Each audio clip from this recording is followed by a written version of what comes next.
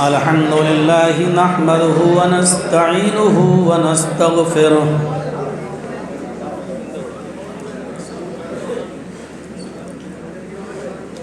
ونعوذ بالله من شرور أنفسنا ومن سيئات أعمالنا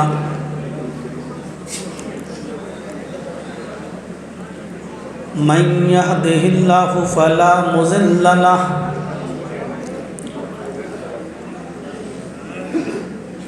ومن يضلله فلا هادي له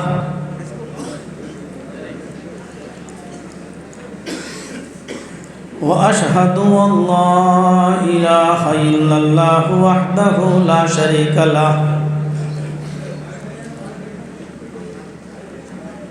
وأشهد أن محمدًا عبده ورسوله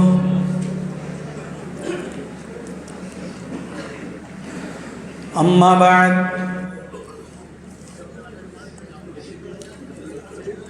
فإن خير الحديث كتاب الله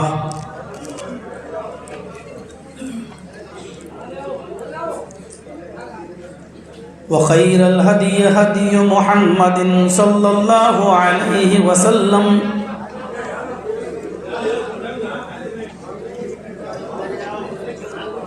وشر الأمور محدثاتها وكل محدثة بدعة وكل بدعة ضلالة وكل ضلالة في النار.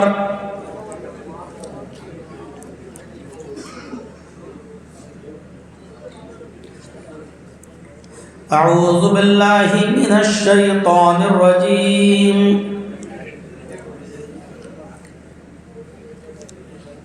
بسم الله الرحمن الرحيم.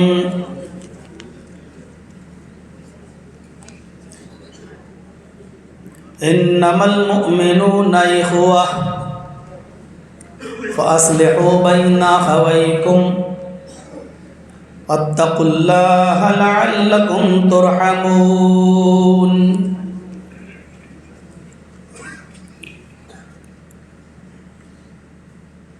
رب اشرح لي صدري ويسر لي أمري واحلل عقدة من لساني يفقهوا قولي.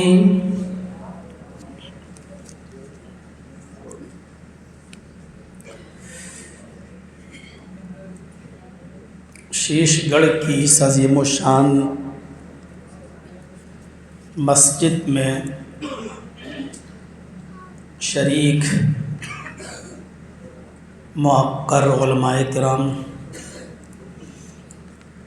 علاقے کے باوقار احباب، معزز سامعین، پردہ نشین اسلامی خواتین، ماں اور بہنوں، قوم و ملت کے لائق ور نوجوانوں، مستقبل کے ہونہار عزیز بچوں، اصلاح معاشرہ کے نام سے ہونے والے اس اجلاس میں مختلف علماء نے شرکت فرمائی. مرکزی جمعیت اہل حدیث ہند کے ناظم عمومی فضیلت الشیخ جناب ہارون صنابری حفظہ اللہ تشریف لائے اور ایک مشہور داعی بین الاقوامی سطح پر جنہوں نے شہرت حاصل کی ہے اپنے دعوت و تبلیغ کے میدان میں، فضیلت الشیخ معراج ربانی حفظہ اللہ، اور آپ نے ابھی ان کے خطاب کو سنا. مجھے بھی دعوت دی گئی، وقت پر میں بھی پہنچا، اور سردیوں کی اس رات میں آپ کا یہاں ابھی تک جمع رہنا، بیٹھنا اس بات کی طرف اشارہ کرتا ہے کہ ابھی بھی ہم کتاب و سنت کو سننا چاہتے ہیں اور اس کو اپنی زندگی میں رچانا اور بسانا چاہتے ہیں۔ دعا کرتا ہوں اللہ تبارک و تعالیٰ سے کہ الہ العالمین ہمیں سننے سے زیادہ عمل کی توفیق عطا فرمائے۔ جس موضوع پر یہ اجلاس منعقد ہوا ہے اسی سلسلے کو میں آگے بڑھاتا ہوں۔ قرآن کریم کی بہت ہی مختصر سی ایک آیت میں نے آپ کے سامنے تلاوت کی ہے، جس میں اللہ تبارک و تعالیٰ نے ساری دنیا کے مسلمانوں کو آپس میں ایک بھائی قرار دیا ہے، اور اس بات کا انکار نہیں کیا کہ ساری دنیا کا مسلمان اگر بھائی ہے تو ان میں تنازع نہیں ہوگا، ان میں اختلاف نہیں ہوگا، ان میں رنجش، جھگڑا اور فساد برپا نہیں ہوگا۔ اس بات کا انکار نہیں کیا ہے، امکان ہے، اور ایسی صورت میں معاشرے کو، سماج کو اور سماج کے سربراہ لوگوں کو، ذمہ داروں کو، پھر اس نے ایک دوسرا بھی حکم دیا ہے کہ اگر ایسی صورتحال ہو جائے تو تم اصلاح کرا دیا کرو، اور اصلاح کرانے میں جب دو بھائیوں کو آپس میں بٹھائیں، ان کے درمیان میل اور ملاپ کرائیں، ان کے درمیان شر و فساد کو ختم کرنے کی کوشش کریں، تو ایسی صورت میں اللہ سے ڈرتے رہنا، کیونکہ جب اللہ سے ڈرو گے تو بات صحیح کرو گے، اللہ سے ڈرو گے تو بات حق کہو گے، پھر یہ نہیں دیکھو گے کہ یہ بات ہمارے رشتہ دار کے فیور میں جا رہی ہے یا ہمارے رشتہ دار کے خلاف جا رہی ہے۔ اللہ کا ڈر ہوگا تو یہ سب چیز نہیں دیکھو گے، بلکہ حق بات بولو گے، چاہے جس کے خلاف جائے چاہے جس کے فیور میں جائے۔ اور اس کو اللہ تعالیٰ نے اپنے رحم و کرم سے جوڑ دیا۔ اگر حق بات کہو گے، اللہ سے ڈرو گے، سچ بولو گے، تو اس کا رزلٹ اور اس کا انعام یہ ہوگا کہ آپ کے اوپر بھی رحم کیا جائے گا۔ قرآن کی اس آیت کو میں ہو پھر سے پڑھنا چاہتا ہوں اور اس کے ترجمے کو آپ کے سامنے رکھنا چاہتا ہوں۔ انما المؤمنون اخوہ، سارے مسلمان بھائی ہیں۔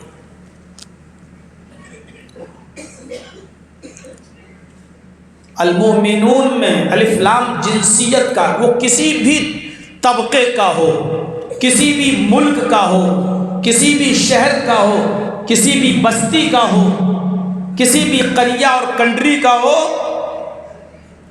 جہاں کا بھی ہے اور وہ مومن ہے تو وہ آپ کا بھائی ہے۔ اس کے رنگ سے، نسل سے، امیری و غریبی سے کوئی فرق نہیں پڑتا۔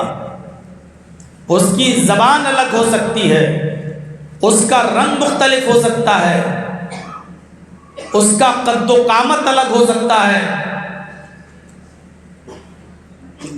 لیکن وہ بھائی ہے۔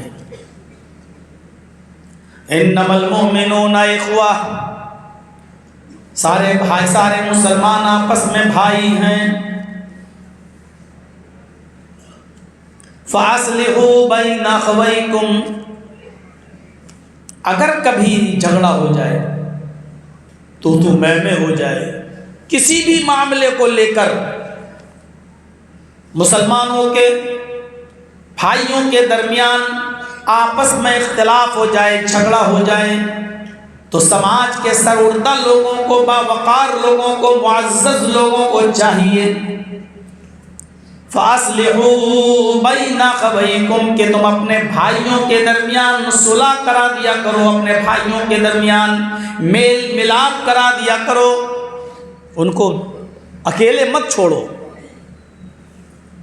لڑ رہے ہیں تو لڑنے دو، ہمارے باپ کا کیا جا رہا ہے، مر رہے ہیں تو مرنے دو، ہمارے باپ کا کیا جا رہا ہے۔ فَاتَّقُوا اللَّهَ ہر حال میں اللہ تبارک و تعالیٰ سے ڈرتے رہو۔ جب صلح کراؤ تو اس پہ بھی ڈر سے کام لینا۔ کبھی کبھی ایسا ہوتا ہے کہ ہم سماج کے معزز شخص تو ہیں، لیکن معاملہ ہمارے سامنے آیا ہے، فیصلہ ہمیں کرنا ہے، تو ہم اب یہ دیکھتے ہیں کہ یہ شخص جب کبھی انتخاب ہوگا، الیکشن ہوگا، چناؤ ہوگا، پردھانی کا، ایم ایل اے کا، ایم پی کا، تو یہ تو ہمارا ووٹر ہے، یہ دوسرے پر، تو ہم کبھی کبھی ایسا کرتے ہیں کہ ایسا فیصلہ کرنا چاہیں گے کہ وہ فیصلہ ہمارے اپنے کے حق میں، اس کے فیور میں جائے اور دوسرے کے فیور میں نہ جائے۔ تو یہاں یہ بات کہی گئی ہے فاتقوا اللہ، اللہ سے ڈرو۔ خوف خدا ہوگا، اللہ کا ڈر ہوگا تو تم عدل کی بات کرو گے، اللہ کا ڈر ہوگا تو تم انصاف کی بات کرو گے، اور نہیں ہوگا تو نہیں۔ فَأَصْلِحُوا بَيْنَ أَخَوَيْكُمْ اپنے بھائیوں کے درمیان صلح کرا دیا کرو، اصلاح کرا دیا کرو، ہر حال میں اللہ سے ڈرو، لَعَلَّكُمْ تُرْحَمُونَ تاکہ تمہارے اوپر رحم کیا جائے۔ آپس میں بھائی بھائی تھوڑی سی دیر میں دیکھ لیجئے کتنی انسیت ہوئی ہے، پھر جن کے ساتھ ہمارا اٹھنا بیٹھنا لیٹنا سونا جاگنا کھانا پینا کاروبار لین دین معاملات سب ہیں، تو پھر ہمیں اپنے ان بھائیوں کے ساتھ کتنی انسیت ہونی چاہیے۔ کبھی کبھی ہم لوگ جب سفر کرتے ہیں تو دیکھ لیجیے تھوڑی سی دیر میں کتنی دوستی کتنی انسیت ہو جاتی ہے۔ دہلی سے سفر کیے، کلکتہ جانا ہے، سامنے والی سیٹ پر بھی چہرے مہرے سے لگتا ہے کوئی مسلمان بیٹھا ہے، گاڑی تھوڑی اور آگے بڑھتی ہے، الیک سلیک ہونے لگتا ہے، تھوڑی گاڑی اور آگے بڑھتی ہے، ایک دوسرے سے نام پوچھا جانے لگتا ہے، تھوڑی اور گاڑی آگے بڑھی، آپ کہاں جا رہے ہیں صاحب؟ کلکتہ۔ آپ کہاں جا رہے ہیں صاحب؟ میں بھی کلکتہ۔ تھوڑی دیر کے بعد آپ کہاں جا رہے ہیں صاحب؟ فلاں محلے میں، میں بھی اسی محلے میں جا رہا ہوں۔ اتنی سی دیر کی ملاقات نے ہمیں اور آپ کو اتنا زیادہ گہرا دوست بنا دیا ایک دوسرے کا۔ جب کسی اسٹیشن پر گاڑی رکتی ہے اور ہم پانی لینے کے لیے اترتے ہیں یا کوئی کھانے پینے کی چیز لینے کے لیے اترتے ہیں تو سامنے والا شخص میرے سامان کی حفاظت کر رہا ہے، وہ کبھی کسی اسٹیشن پر اترتا ہے تو میں اس کے سامان کی دیکھ ریکھ کر رہا ہوں۔ رات میں کبھی میری آنکھ کھلی، اپنے سامان کو چیک کیا، الحمدللہ ٹھیک۔ سوتے سوتے ہم نے جب آنکھ کھلی تو اپنے سامان کے ساتھ ساتھ اس کے سامان کو بھی دیکھ لیا کہ میرے بھائی کا بھی سامان ٹھیک ہے یا نہیں۔ اس کی آنکھ کھلی تو وہ بھی اپنے سامان کے ساتھ ساتھ میرے سامان کو بھی چیک کر لیتا ہے، ٹھیک ہے۔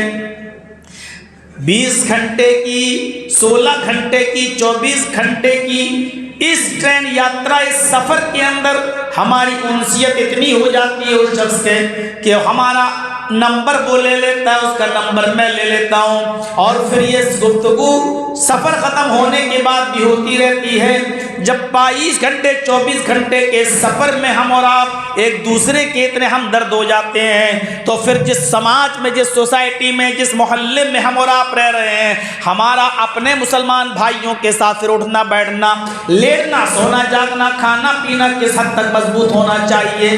پھر ہمیں ایک دوسرے کی جان اور ایک دوسرے کے مال کی کتنی حفاظت کرنی چاہیے۔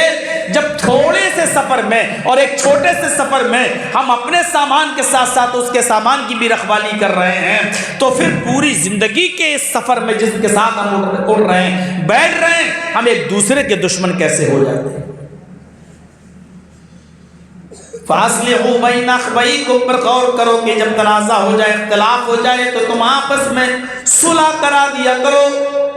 ان لڑنے والوں کو زیادہ دن تک ایک دوسرے سے الگ مت رہنے دو.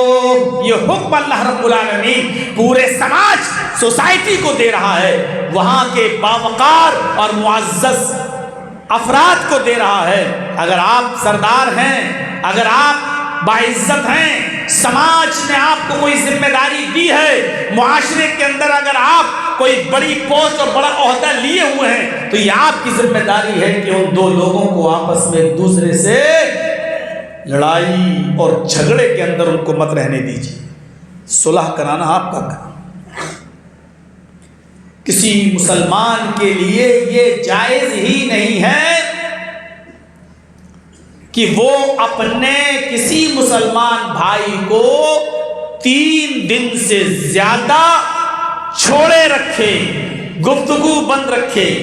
3 دن تک تو چلو غصہ ہے، گرمی ہے، ابھی نہیں تو دوسرے دن نہیں تو تیسرے دن، لیکن 3 دن کے بعد کسی مسلمان کے لیے جائز نہیں ہے کہ وہ اپنے بھائی کو 3 دن سے زیادہ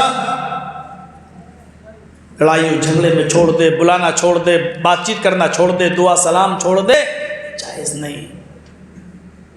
معاشرے میں ہم غور کریں، ہر انسان غور کرے، سب کے ساتھ یہ معاملہ ہوگا. اس حمام میں ہم مولوی بھی ننگے ہی نظر آئیں گے.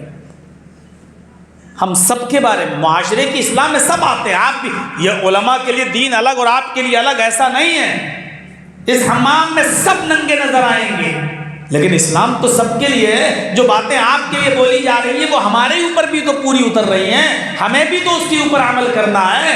میرے بھائیوں، یہ جائز ہی نہیں ہے کوئی مسلمان کسی مسلمان بھائی کو، اپنے بھائی کو 3 دن سے فوق 3 کا لفظ آیا ہے، یحجر اخاہ فوق 3. کوئی مسلمان اپنے کسی دوسرے مسلمان بھائی کو 3 دن سے زیادہ چھوڑے رکھے. اور ایک بات یاد رکھیے گا، خونی رشتے سے زیادہ دینی رشتے کی پرواہ ہے اسلام میں. خونی رشتے کی اتنی اہمیت نہیں ہے جتنی دینی رشتے کی اہمیت ہے. خونی رشتہ ہمارا سگا بھائی، ہم دونوں کا باپ ایک، ماں ایک، لیکن اس سے بھی زیادہ اوپر اٹھتا ہے دینی رشتہ، اسلامی رشتہ، جو خونی رشتے سے زیادہ اہمیت رکھتا ہے. اور اس کی جیتی جاگتی مثال میں دے رہا ہوں آپ کو. حضرت عدی بن عمیر رضی اللہ تعالی، حضرت عدی بن عمیر کی اور ان کے بھائی حضرت مصعب بن عمیر رضی اللہ تعالیٰ عنہ کی جنگ بدر ہوئی. جنگ بدر ہوئی.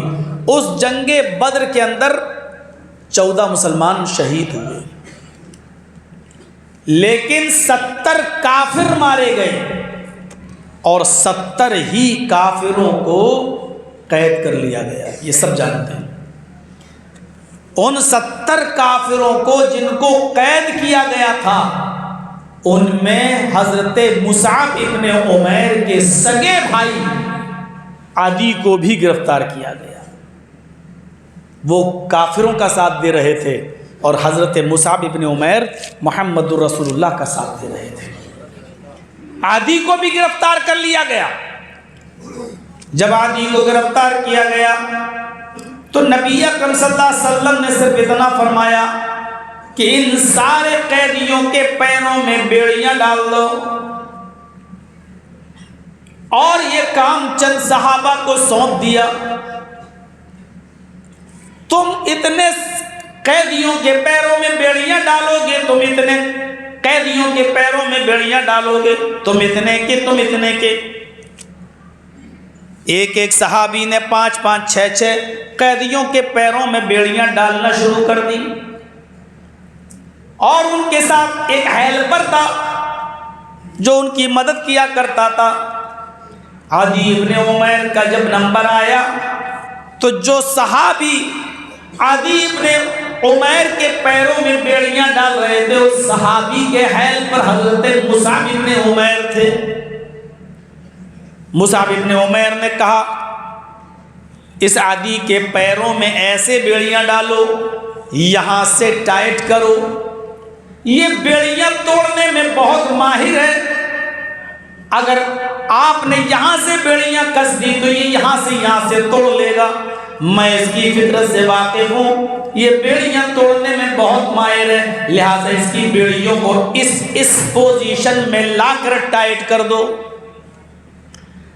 جب عادی نے دیکھا کہ یہ تو ایسے حساب سے ہم کو ٹائٹ کیا جا رہا ہے کہ اب تو کہیں بیڑیاں توڑنے کا موقع ہی نہیں ملے گا، بھاگنے کا کوئی راستہ ہی نہیں ہے، تو عادی نے ڈانٹتے ہوئے کہا، مصعب شرم نہیں آتی تمہیں؟ کیسے بھائی ہو تم؟ یہ دیکھنے کے لائق منظر، مصعب کیسا بھائی ہے تو؟ شرم نہیں آتی؟ اپنے سگے بھائی کے لیے اس کو مشورہ دے رہا ہے کہ ایسے ٹائٹ کرو، ایسے ٹائٹ کرو، ایسے ٹائٹ کرو۔ مصعب ابن عمیر نے جواب دیا، خاموش۔ کیسا بھائی؟ کون بھائی؟ عدی نے کہا، واہ، اپنے باپ کے خون کو گالی دے رہے ہو؟ کیا تمہارا باپ عمیر نہیں ہے؟ مصعب نے کہا، ہاں میرا باپ عمیر ہے۔ عدی نے کہا، میرا بھی باپ عمیر ہے۔ کیا عمیر کا خون تمہاری رگوں میں نہیں دوڑ رہا ہے؟ کہاں دوڑ رہا ہے؟ کہا میری رگوں میں بھی دوڑ رہا ہے۔ جب ہم دونوں کا باپ ایک ہے، ہم دونوں کا کہ خون میں اپنے باپ عمیر کا خون دوڑ رہا ہے، رگوں میں عمیر کا خون دوڑ رہا ہے، تو پھر تم کیسے کہہ رہے ہو کہ میں تمہارا بھائی نہیں؟ مصعب ابن عمیر نے جواب دیا، دی یہ سچ ہے کہ ہم دونوں کی رگوں میں عمیر کا ایک ہی باپ کا خون دوڑ رہا ہے، یہ بھی سچ ہے کہ تم عمیر کے بیٹے ہو، یہ بھی سچ ہے کہ میں بھی عمیر کا بیٹا ہوں، لیکن ان تمام سچائیوں کے بعد ایک سب سے بڑی سچائی یہ ہے کہ تو میرا بھائی نہیں ہے۔ آئے عدی، جانتے ہو میرا بھائی کون ہے؟ عدی نے کہا، اگر میں تیرا بھائی نہیں ہوں تو پھر تیرا بھائی، تو پھر بتا کہ تیرا بھائی کون ہے؟ اس نے کہا، میرا بھائی وہ ہے جو تیرے پیروں میں بیڑیاں ٹائٹ کر رہا ہے۔ آئے عدی، اس لیے وہ میرا بھائی ہے کیونکہ اس نے بھی جو کلمہ پڑھا ہے وہی کلمہ میں نے بھی پڑھا ہے، اشہد ان لا الہ الا اللہ و اشہد ان محمدا عبدہ و رسولہ۔ یہ میرا کلمہ شریک بھائی ہے، اور کلمے کی بنیاد پر جو حیثیت، جو حق اس کا ہے وہ تیرا نہیں ہے، جو اہمیت اس رشتے کی ہے وہ تیری نہیں ہے۔ تو میرا دشمن ہے، تو محمد رسول اللہ کا دشمن ہے، تو اسلام کا دشمن ہے۔ اپنے سگے بھائی کے پیروں میں بیڑیاں ٹائٹ کروائیں اور خونی رشتے کی پرواہ نہیں۔ اسلام کے لیے سماج پہ غور کریں، ہم اپنی سوسائٹی پر نظر ڈالیں۔ آج تو سگا بھائی غلطی کر کے آیا ہے، لیکن پھر بھی ہم اس کو غلطی جانتے ہیں کہ کی ہے، لیکن ماننے کے لیے تیار نہیں۔ ہو گئی، کیا ہوا، اس کے فیور میں ہم لڑنا شروع کر دیتے ہیں، اور اپنے سگے بھائی کے لیے باوجود اس کے کہ وہ حق پر نہیں ہے، میرے بھائیوں، ہم دوسرے کو گالیاں دیتے ہیں، مارنے اور پیٹنے پر تیار ہو جاتے ہیں۔ قرآن یہی بات کہہ رہا ہے، انما المؤمنون اخوہ، ساری دنیا کے مسلمان بھائی ہیں، فاصلحوا بین اخویکم، جب ان کے درمیان کوئی جھگڑا ہو جائے تو سماج کے سربردہ لوگوں کو چاہیے کہ ان کے درمیان اصلاح کرا دیں، ان کے درمیان صلح کرا دیں۔ فاتقوا اللہ، اور ہر حال میں اللہ سے ڈرتے رہیں، واتقوا اللہ، ہر حال میں اللہ سے ڈرتے رہیں، اور یاد رکھیں اللہ سے اس لیے ڈرے تاکہ تمہاری اوپر رحم کیا جائے۔ جب تم اللہ سے ڈرو گے اور حق و انصاف کی بات کرو گے تو انشاءاللہ تمہارے اوپر بھی رحم کیا جائے گا۔ کل کوئی معاملے میں تمہارے اوپر کوئی مصیبت آئے گی تو تمہارے اوپر بھی اللہ کی طرف سے رحم کیا جائے گا۔ عدی ابن عمیر اور مصعب ابن عمیر کے اس واقعے سے ہمیں اور آپ کو سوچنا چاہیے، اور ایک بھائی دوسرے بھائی کے لیے راستے ہموار کریں۔ اسلام سے پہلے کیا پوزیشن تھی؟ قرآن نے اس دور کو یاد دلایا، وَاذْكُرُوا نِعْمَةَ اللَّهِ عَلَيْكُمْ إِذْ كُنْتُمْ أَعْدَاءً فَأَلَّفَ بَيْنَ قُلُوبِكُمْ فَأَصْبَحْتُمْ بِنِعْمَتِهِ إِخْوَانًا۔ اللہ کی اس نعمت کو یاد کرو، نعمت اللہ کی اس نعمت کو یاد کرو، اِذْ كُنْتُمْ أَعْدَاءً کہ تم آپس میں ایک دوسرے کے دشمن تھے، تم آپس میں ایک دوسرے کے حریف تھے، تم آپس میں ایک دوسرے کو ایک ایک روٹی اور ایک ایک بوٹی کے لیے قتل کر دیا کرتے تھے، تم آپس میں ایک دوسرے کے جانی دشمن تھے۔ فَأَلَّفَ بَيْنَ قُلُوبِكُمْ تو اللہ نے تمہارے دلوں میں محبت پیدا کر دی، اللہ نے تمہارے دلوں میں الفت ڈال دی۔ فَأَلَّفَ بَيْنَ قُلُوبِكُمْ فَأَصْبَحْتُمْ بِنِعْمَتِهِ إِخْوَانًا تو تم اللہ کی اس نعمت سے یعنی اسلام کی آمد سے، قرآن کی برکت سے، محمد رسول اللہ کی تعلیم سے تم آپس میں ایک دوسرے کے بھائی بن گئے ہیں۔ فَأَلَّفَ بَيْنَ قُلُوبِكُمْ اللہ نے تمہارے دلوں میں الفت ڈال دی۔ فَأَصْبَحْتُمْ بِنِعْمَتِهِ تو تم اللہ کی اس نعمت سے یعنی اسلام کے خیر و برکت سے آپس میں بھائی بھائی بن گئے۔ یعنی اسلامی رشتہ کتنا مضبوط ہوتا ہے، جو ایک دوسرے کے قاتل تھے وہ ایک دوسرے کے بھائی بن گئے، جو ایک دوسرے کے جانی دشمن تھے وہ ایک دوسرے کے بھائی بن گئے، جو ایک ایک روٹی اور بوٹی کے لیے قتل کر دیا کرتے تھے وہ ایک دوسرے کی جان و مال کے محافظ بن گئے۔ غالباً وہ جنگ یرموک کا وہ واقعہ اٹھائیے جہاں 3 لوگ زخمی پڑے ہوئے ہیں اور کوئی صحابی ہیں زخمیوں کو پانی پلانے کی ڈیوٹی پر لگا ہوا ہے، اس نے کسی کے کراہنے کی آواز سنی تو پانی کا پیالہ لے کر اس کے قریب گیا، دیکھا کوئی کراہ رہا ہے، اس کو اٹھایا، اپنے ران پر اس کے کو ٹیکا، اپنے سینے سے اس کے سر کو رکھا، پانی کا پیالہ اس کے ہونٹوں پہ لگایا۔ وہ پانی کا شدید حاجت مند تھا، پانی کے لیے شدید پیاسا تھا، لیکن اس کے باوجود پانی ابھی تک اس کے ہونٹوں تک گیا، ابھی اس نے حلق میں پانی کا کوئی لقمہ بھی نہیں پہنچا کہ اتنے میں دوسرے کسی زخمی کی آواز آتی ہے، میں بھی پیاسا ہوں، اگر پانی کچھ بچ جائے تو مجھے بھی دے دینا، پانی کے چند قطرے میرے حلق میں بھی ڈال دینا۔ اس آدمی نے جو پانی پینے ہی والا تھا اپنا پیالہ ہٹا دیا، چھوڑ دیا اور پلانے والے سے کہا کہ میرا بھائی مجھ سے بھی زیادہ پیاسا لگ رہا ہے، میرے بھائی کی پیاس مجھ سے بھی زیادہ شدید ہے، جاؤ پہلے تم اس کو پانی پلاؤ۔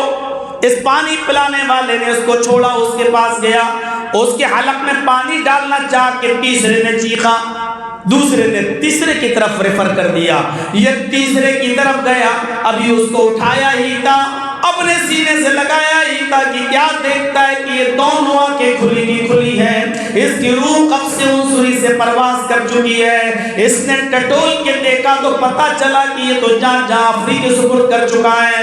جب یہ لوٹ کر سوچتا کہ دوسرے ہی کو پانی پلا دوں، جب لوٹ کر دوسرے کے قریب آیا تو کیا دیکھتا ہے، یہ بھی بے حس و حرکت پڑے ہوئے ہیں، اب جان ان کے اندر بھی باقی نہیں رہی۔ جب لوٹ کر پہلے کے پاس آیا کہ اٹھا کر دیکھوں کہ اب یہ پانی کیوں نہیں مانگ رہا ہے، کیا دیکھتے ہیں کہ پہلا آدمی بھی آب حیات سے اپنی پیاس بجھا چکا ہے، وہ بھی اللہ کو پیارا رخصت ہو چکا ہے، یہ بھی چلا گیا۔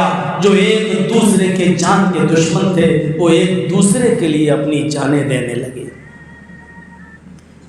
اسی چیز کی طرف اشارہ ہے، فَأَلَّفَ بَيْنَ قُلُوبِكُمْ فَأَصْبَحْتُمْ بِنِعْمَتِهِ إِخْوَانًا اللہ نے اپنی اس نعمت سے آپس میں بھائی بھائی بنا دیا۔ یہ الفت دیکھیے، اسلام تو ہمیں بھائی بھائی بنانے کے لیے آیا تھا، اسلام تو ہمیں اس لیے ہمارے پاس آیا تھا کہ ہم ایک سماج، ایک سوسائٹی ایسی تشکیل دیں جو دوسرے لوگوں کے لیے عبرت ہو، جو بنیان مرصوص سیسا پلائی ہوئی دیوار کی طرح ہو، جیسے ایک اینٹ دوسری اینٹ سے چپک کر اس کو سہارا دے کر دیوار بن جاتی ہے، اسی طریقے سے ایک مسلمان دوسرے مسلمان کو سہارا دیتے دیتے ایک جماعت بن جائے، مضبوط جماعت بن جائے، جس سے ٹکرا کر دشمنوں کو اپنا سر پھوڑنے کے سوا اور کچھ نصیب نہ ہو۔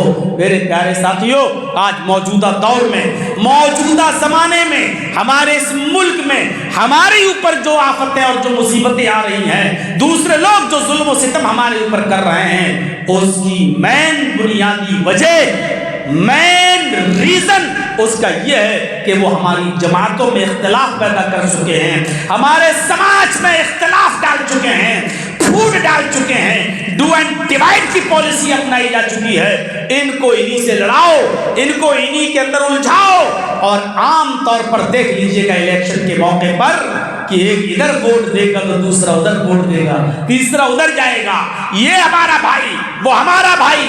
ایک مسلمان کینڈیڈیٹ کھڑا ہوگا تو اس کے مقابلے میں دوسری طرف بھی مسلمان کینڈیڈیٹ کھڑا ہوگا۔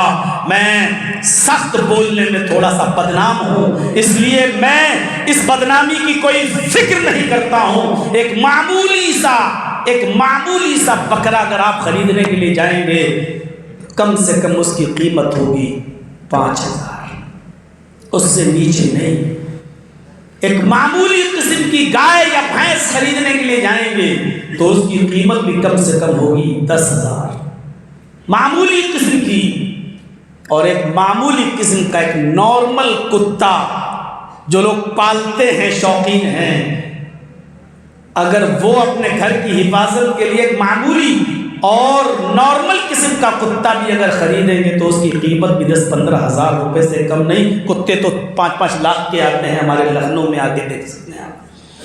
نارمل قسم کے کتے کی قیمت بھی 5-10-15 ہزار روپے سے کم کی نہیں۔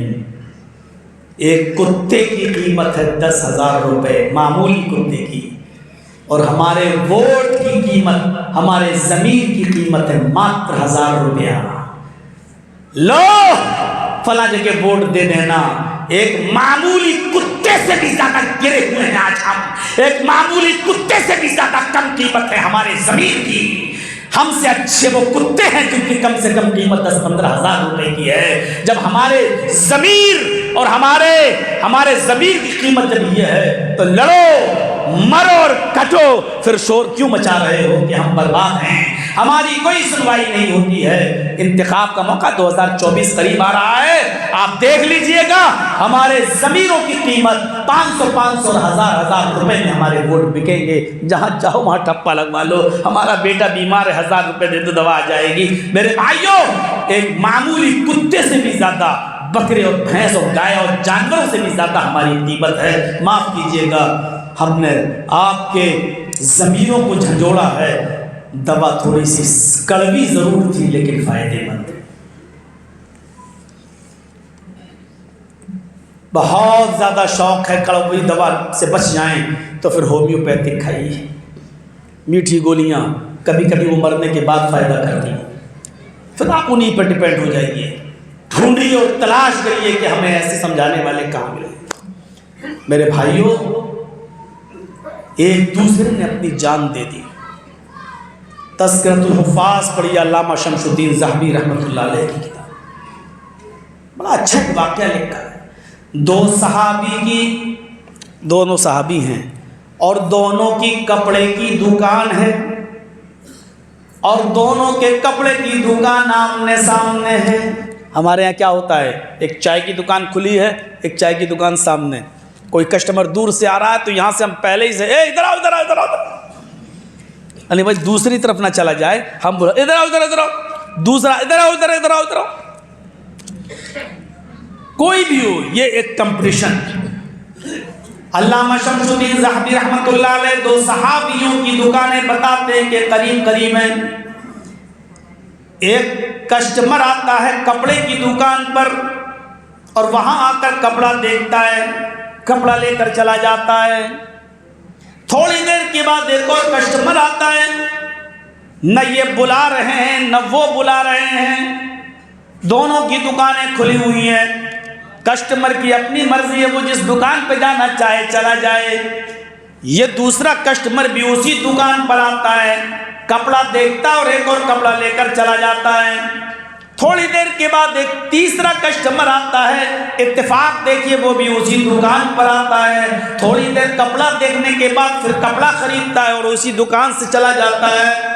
تھوڑی دیر کے بعد ایک چوتھا کسٹمر آتا ہے، قسمت دیکھیے اور صورتحال دیکھیے، اتفاق دیکھیے، چوتھا کسٹمر بھی اسی دکان پر آتا ہے۔ لیکن اب دکاندار سوچتا ہے یا اللہ، ظہر تک میرا ایک کپڑا بک چکا تھا، ظہر کے بعد دوسرا کپڑا بک گیا، اور عصر کی اذان سے پہلے میں نے تیسرا کپڑا بھی بیچ دیا۔ عصر کے بعد میں آیا ہوں، میں جب سے بیٹھا ہوں تب سے دیکھ رہا ہوں کہ میرے بھائی کی دکان پر ابھی تک ایک بھی کسٹمر نہیں آیا، میرے 3 کپڑے بک چکے ہیں، اتنا تو ہو چکی ہے میری محنت، میری مزدوری کہ آج کا چولہا میرے گھر میں جل جائے گا، میرے بچے آرام سے کھا لیں گے، لیکن میرا بھائی بھی جو دکان کھولے بیٹھا ہے وہ بھی کثیر العیال ہے، اس کے بھی بیوی ہیں، اس کے بھی بچے ہیں۔ اب یہ اچھا نہیں ہے کہ میرے گھر تو چولہا جل جائے اور اس کا گھر چولہا نہ جلے۔ اس نے چوتھے کسٹمر سے کہا کہ صاحب آپ میرے پاس جو کپڑا لینے آئے ہیں تو، لیکن مجھ سے بھی اچھا کپڑا اگر آپ کو چاہیے اور اسی ریٹ میں چاہیے تو وہ میرے بھائی کی دکان ہے، وہاں چلے جاؤ اور اس دکان پہ جانے کے بعد کپڑا خرید لو، آپ کو یہاں سے اچھا کپڑا اور کم ریٹ میں کپڑا وہاں مل جائے گا۔ مول بھاؤ کا زمانہ نہیں تھا، یہ شخص دوسری دکان، اس دکان کو چھوڑ کے اس دکان پہ چلا گیا اور وہاں سے اس نے کپڑا خرید لیا اور کپڑا لے کر چلا گیا۔ یہ الفت پیدا کر دی تھی اسلام کی تعلیمات نے کہ میرے گھر تو چولہا جلے لیکن میرے بھائی کا گھر بھی بھوکا نہ رہنے پائے، اس کے گھر میں بھی چولہا جلنا چاہیے۔ قرآن کہتا ہے وَاذْكُرُوا نِعْمَةَ اللَّهِ عَلَيْكُمْ، یہ اسلام کی نعمت تھی، یہ اسلام کی تعلیمات تھی، اور اسلام نے اسی تعلیمات سے آپس میں بھائی بھائی بنایا تھا۔ یہ ہمدردی آج ہمارے سماج سے کہاں چلی گئی؟ یہ ہمدردی آج ہماری سوسائٹی سے کہاں چلی گئی؟ میرے بھائیوں، آج ہم نماز تو پڑھ لیتے ہیں اور نماز پڑھ کے مسجد سے نکل جاتے ہیں، لیکن یہ خیال کیوں نہیں آتا کہ میرے بھائی کے گھر میں چولہا کیسے جلے گا؟ میرے گھر تو آج چولہا جل جائے گا، بچے اچھا کھا لیں گے، لیکن میرے بھائی کے گھر میں چولہا کیسے جلے گا؟ یہ فکر کیوں نہیں آتی؟ وہی اسلام پر عمل کیا ہے، وہی نماز پڑھ کے آئے ہیں ہم، اسی نماز کے اندر ہم نے ورزقنی کی دعا بھی کی ہے، وہی نماز پڑھنے کے بعد پھر آ کر ہم اپنے بھائی کے منہ سے روٹی کا نوالا کیوں چھیننے کی کوشش کرتے ہیں؟ اس کے رزق کو چھین کر اپنے حصے میں ڈالنے کی کوشش کیوں کرتے ہیں؟ پھر ہم ایک دوسرے کے باغی کیوں بن جاتے ہیں؟ اس کے گھر میں فاقہ ہم کیسے برداشت کر لیتے ہیں؟ ہمارے سماج کے اندر یہ برائی کیوں ختم نہیں ہو رہی ہے؟ کیا یہ معاشرے کے اندر یہ برائی نہیں پائی جا رہی ہے؟ کیسے؟ جبکہ حال یہ ہے اور سچ تو یہ ہے آج کے اس دور میں کہ ہم کو اپنی پریشانی سے اتنی پریشانی نہیں ہے، ہم اپنی تکلیف سے اتنے تکلیف پہ نہیں ہیں جتنے آپ کے سکھ اور آپ کے آرام سے ہم کو تکلیف ہو رہی ہے۔ یہ سب سے بڑا المیہ ہے۔ ہمیں اپنی پریشانی کی اتنی فکر نہیں، بس اتنا سا گھر میں پہنچ جائیں اور پڑوسی کے گھر کے کوکر کی سیٹی بج جائے اور وہاں کے پکنے والے کھانے کی خوشبو ہماری ناک تک پہنچ جائے تو اب سوچنے لگتے ہیں کہ ارے ٹھیک ہے، میں تو جو یہ بریانی کیسے پکا رہا ہے، اس کے گھر میں آج بکرے کا اور مرغے کا میٹ کیسے بن رہا ہے، گوشت کیسے بن رہا ہے، آج ہم کو یہ دقت ہونے لگی۔ ہم اپنی پریشانی سے اتنا پریشان نہیں ہیں جتنا دوسرے کے سکھ سے پریشان ہیں، اسی لیے چاہتے ہیں کہ سب کچھ ہمارے پاس آ جائے۔ یہ صفت کہ میرے بھائی کو کچھ نہ ملے، سب کچھ میرے پاس آ جائے، یہ صفت کس کی ہے؟ برا مت مانیے، آپریشن تھوڑا سا سخت ہے، ڈیفیکلٹ ہے، لیکن اس کا علاج یہی ہے۔ یہ صفت کتے کی صفت ہے، وہ نہیں چاہتا کہ ہم کسی دوسرے کو بھی کھانے دیں۔ آپ کے شیش گڑھ میں ایک مرا ہوا بیل پڑا ہوا ہے، مثال میں شیش گڑھ سے دے رہا ہوں، آپ کے شیش گڑھ میں ایک مرا ہوا بیل پڑا ہوا ہے، ایک کتا اس کو نوچ نوچ کے کھا رہا ہے، اس مرے ہوئے بیل کی بدبو سے دوسرے کتے بھی آتے ہیں اور وہ بھی بیل کا گوشت نوچ نوچ کر کھانا چاہتے ہیں، لیکن یہ کتا بھونک بھونک کر دوسرے کتوں کو بھگا دیتا ہے، ان کتوں کو اس بیل کے پاس نہیں آنے دے رہا ہے۔ کتنا کھا لے گا؟ 1 کلو، 2 کلو، 3 کلو، زیادہ سے زیادہ 5 کلو، لیکن یہاں تو پورا کا پورا 3 کنٹل پڑا ہوا ہے۔ لیکن کتے کی صفت یہ ہے کہ وہ 3 کنٹل برباد ہوتا ہے تو ہو جائے، لیکن دوسرے کتے کو نہیں کھانے دے گا۔ معاف کیجئے گا، یہی صفت آج ہمارے اندر بھی آ گئی ہے۔ کوئی چیز برباد ہو رہی ہے تو ہو جانے دو، لیکن میں اپنے بھائی کے حصے میں نہیں آنے دوں گا، میں اس کو اپنے سے آگے نہیں بڑھنے دوں گا۔ یہ ہم سے آگے کیوں جائے گا؟ یہ صفت کس کی تھی اور کس کے اندر آج آ چکی ہے؟ ورنہ اسلام تو یہ کہتا ہے وَاذْكُرُوا نِعْمَتَ اللَّهِ عَلَيْكُمْ إِذْ كُنْتُمْ أَعْدَاءً، تم آپس میں دوسرے کے دشمن۔ یہ صفت تو پہلے تھی، اسلام سے پہلے تھی، لیکن اسلام کے آنے کے بعد اس نعمت سے تو تم بھائی بھائی ہوئے ہو، لیکن پھر کیا بات ہے کہ بھائی بھائی کی صفت آج ہمارے اندر سے ختم ہو گئی ہے۔ منہ دیکھی بڑی محبت، جیسے ہی ملیں گے منافقت ماش آئیے گلے، اور اس کے بعد تھوڑا سا بے رخی سے بات، ارے مولانا صاحب کیسے کیسے لوگ ہیں؟ ایسے ایسے لوگوں نے مجھ سے کہا مولانا صاحب آپ جب اندر چلے گئے میں نے آپ کے لیے بڑی دعائیں کی،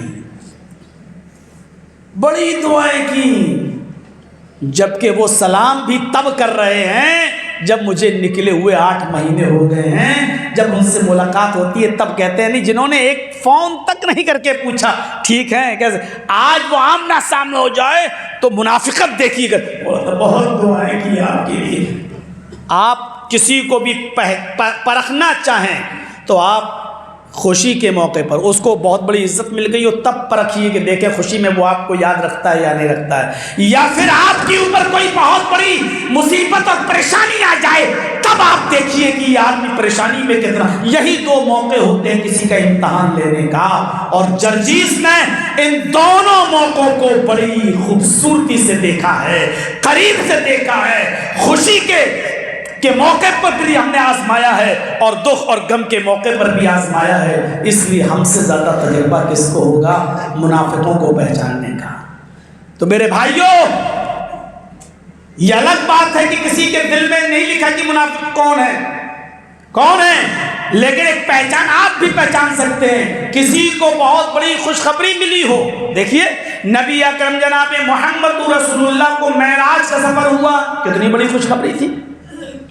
اب موقع تھا کہ دیکھیں کہ اپنی امت کو کتنا یاد رکھتے ہیں۔ تو جب معراج ہوئی، گئے پہلا آسمان، دوسرا، تیسرا، چوتھا، پانچواں، چھٹا، ساتویں آسمان پر جہاں سدرۃ المنتہا ہے وہاں تک پہنچے۔ جبرائیل علیہ السلام نے کہا بس یہیں تک میرا مقام ہے، اس سے آگے ہم آگے نہیں بڑھ سکتے، اس سے آگے ہم نہیں جا سکتے۔ فرمایا کیا بات ہے، کیا مجھے آپ نے بے بس پایا ہے؟ کیا میں نے حق رفاقت میں کمی کی ہے؟ کیا آپ نے میرے ساتھ اتنا لمبا سفر کیا تو آپ نے مجھے سفر کے لائق نہیں سمجھا؟ فرمایا اے اللہ کے نبی ایسی بات نہیں ہے، لیکن میرا مقام یہیں تک ہے، اگر اس سے 1 انچ بھی قدم آگے بڑھا دیا تو اللہ کی تجلی سے ہم جل کر راکھ ہو جائیں گے۔ میرا مقام یہی تک ہے، اللہ تعالیٰ نے مجھے اس سے آگے جانے کی اجازت نہیں دی، اس سے آگے کا سفر آپ کو کرنا ہے۔ اللہ کے نبی گئے، اس سے آگے کا سفر اللہ تعالیٰ نے نبی کو کرایا، نبی آگے گئے۔ اب سوال یہ ہے کہ اس سے آگے جہاں جبرائیل نہیں جا سکتے نبی گئے، تو سوال یہ ہے اس کا جواب نبی نہیں گئے بلکہ اللہ لے گیا۔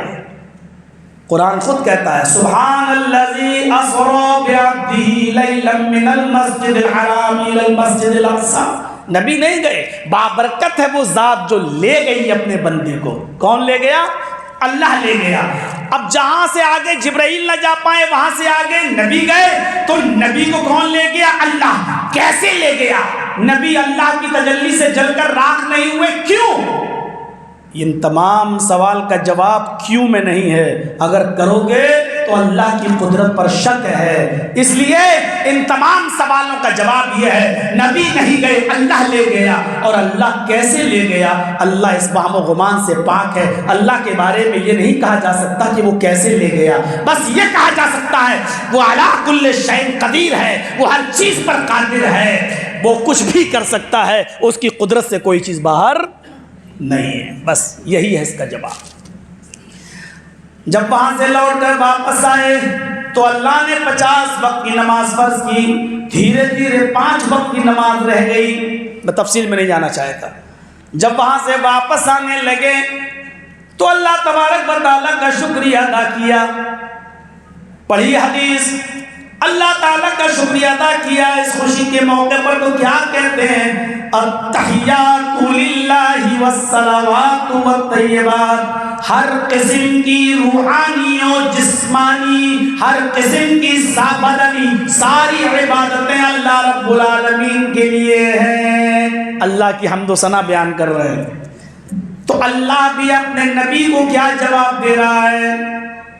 اللہ اپنے نبی کو کیا جواب دے رہا ہے؟ جب اللہ کے رسول نے اللہ کا شکریہ ادا کیا، اللہ کی حمد و ثنا بیان کی، تو جواب میں اللہ تعالیٰ نے نبی سے کیا کہا؟ السلام علیکہ ایھا النبی ورحمۃ اللہ وبرکاتہ، السلام علیکہ ایھا النبی، اے نبی آپ کے اوپر سلامتی ہو۔ تو جب اللہ نے نبی سے کہا آپ کے اوپر سلامتی ہو، تو اللہ کے نبی نے کیا کہا؟ اے اللہ نہیں، صرف میرے اوپر نہیں، اے اللہ نہیں، صرف میرے اوپر نہیں، السلام علینا، تیری سلامتی ہمارے اوپر بھی ہو، وعلی عباد اللہ الصالحین، اور تیرے نیک اور صالح بندوں کے اوپر بھی ہو۔ یعنی تیرے بندے میرے امتی جو نماز پڑھیں گے، جو ہم پر ایمان لائیں گے، تجھ پر ایمان لائیں گے، یہ تیری سلامتی مجھ پر بھی ہو اور ان پر بھی۔ ایسے خوشی کے موقع پر بھی اللہ تعالیٰ اللہ کے رسول اپنی امت کو نہیں بھولے۔ تو خوشی میں بھی جو اپنوں کو نہ چھوڑے، اور غم تو اتنا بڑا غم، اللہ کے نبی فرماتے ہیں قیامت کا دن ہوگا، سارے لوگ پریشان ہوں گے، لوگ پسینے میں ڈوبے ہوں گے، جاسوس تپش کا عالم ہوگا، سورج سوانے سے 1 میل کے فاصلے پر ہوگا۔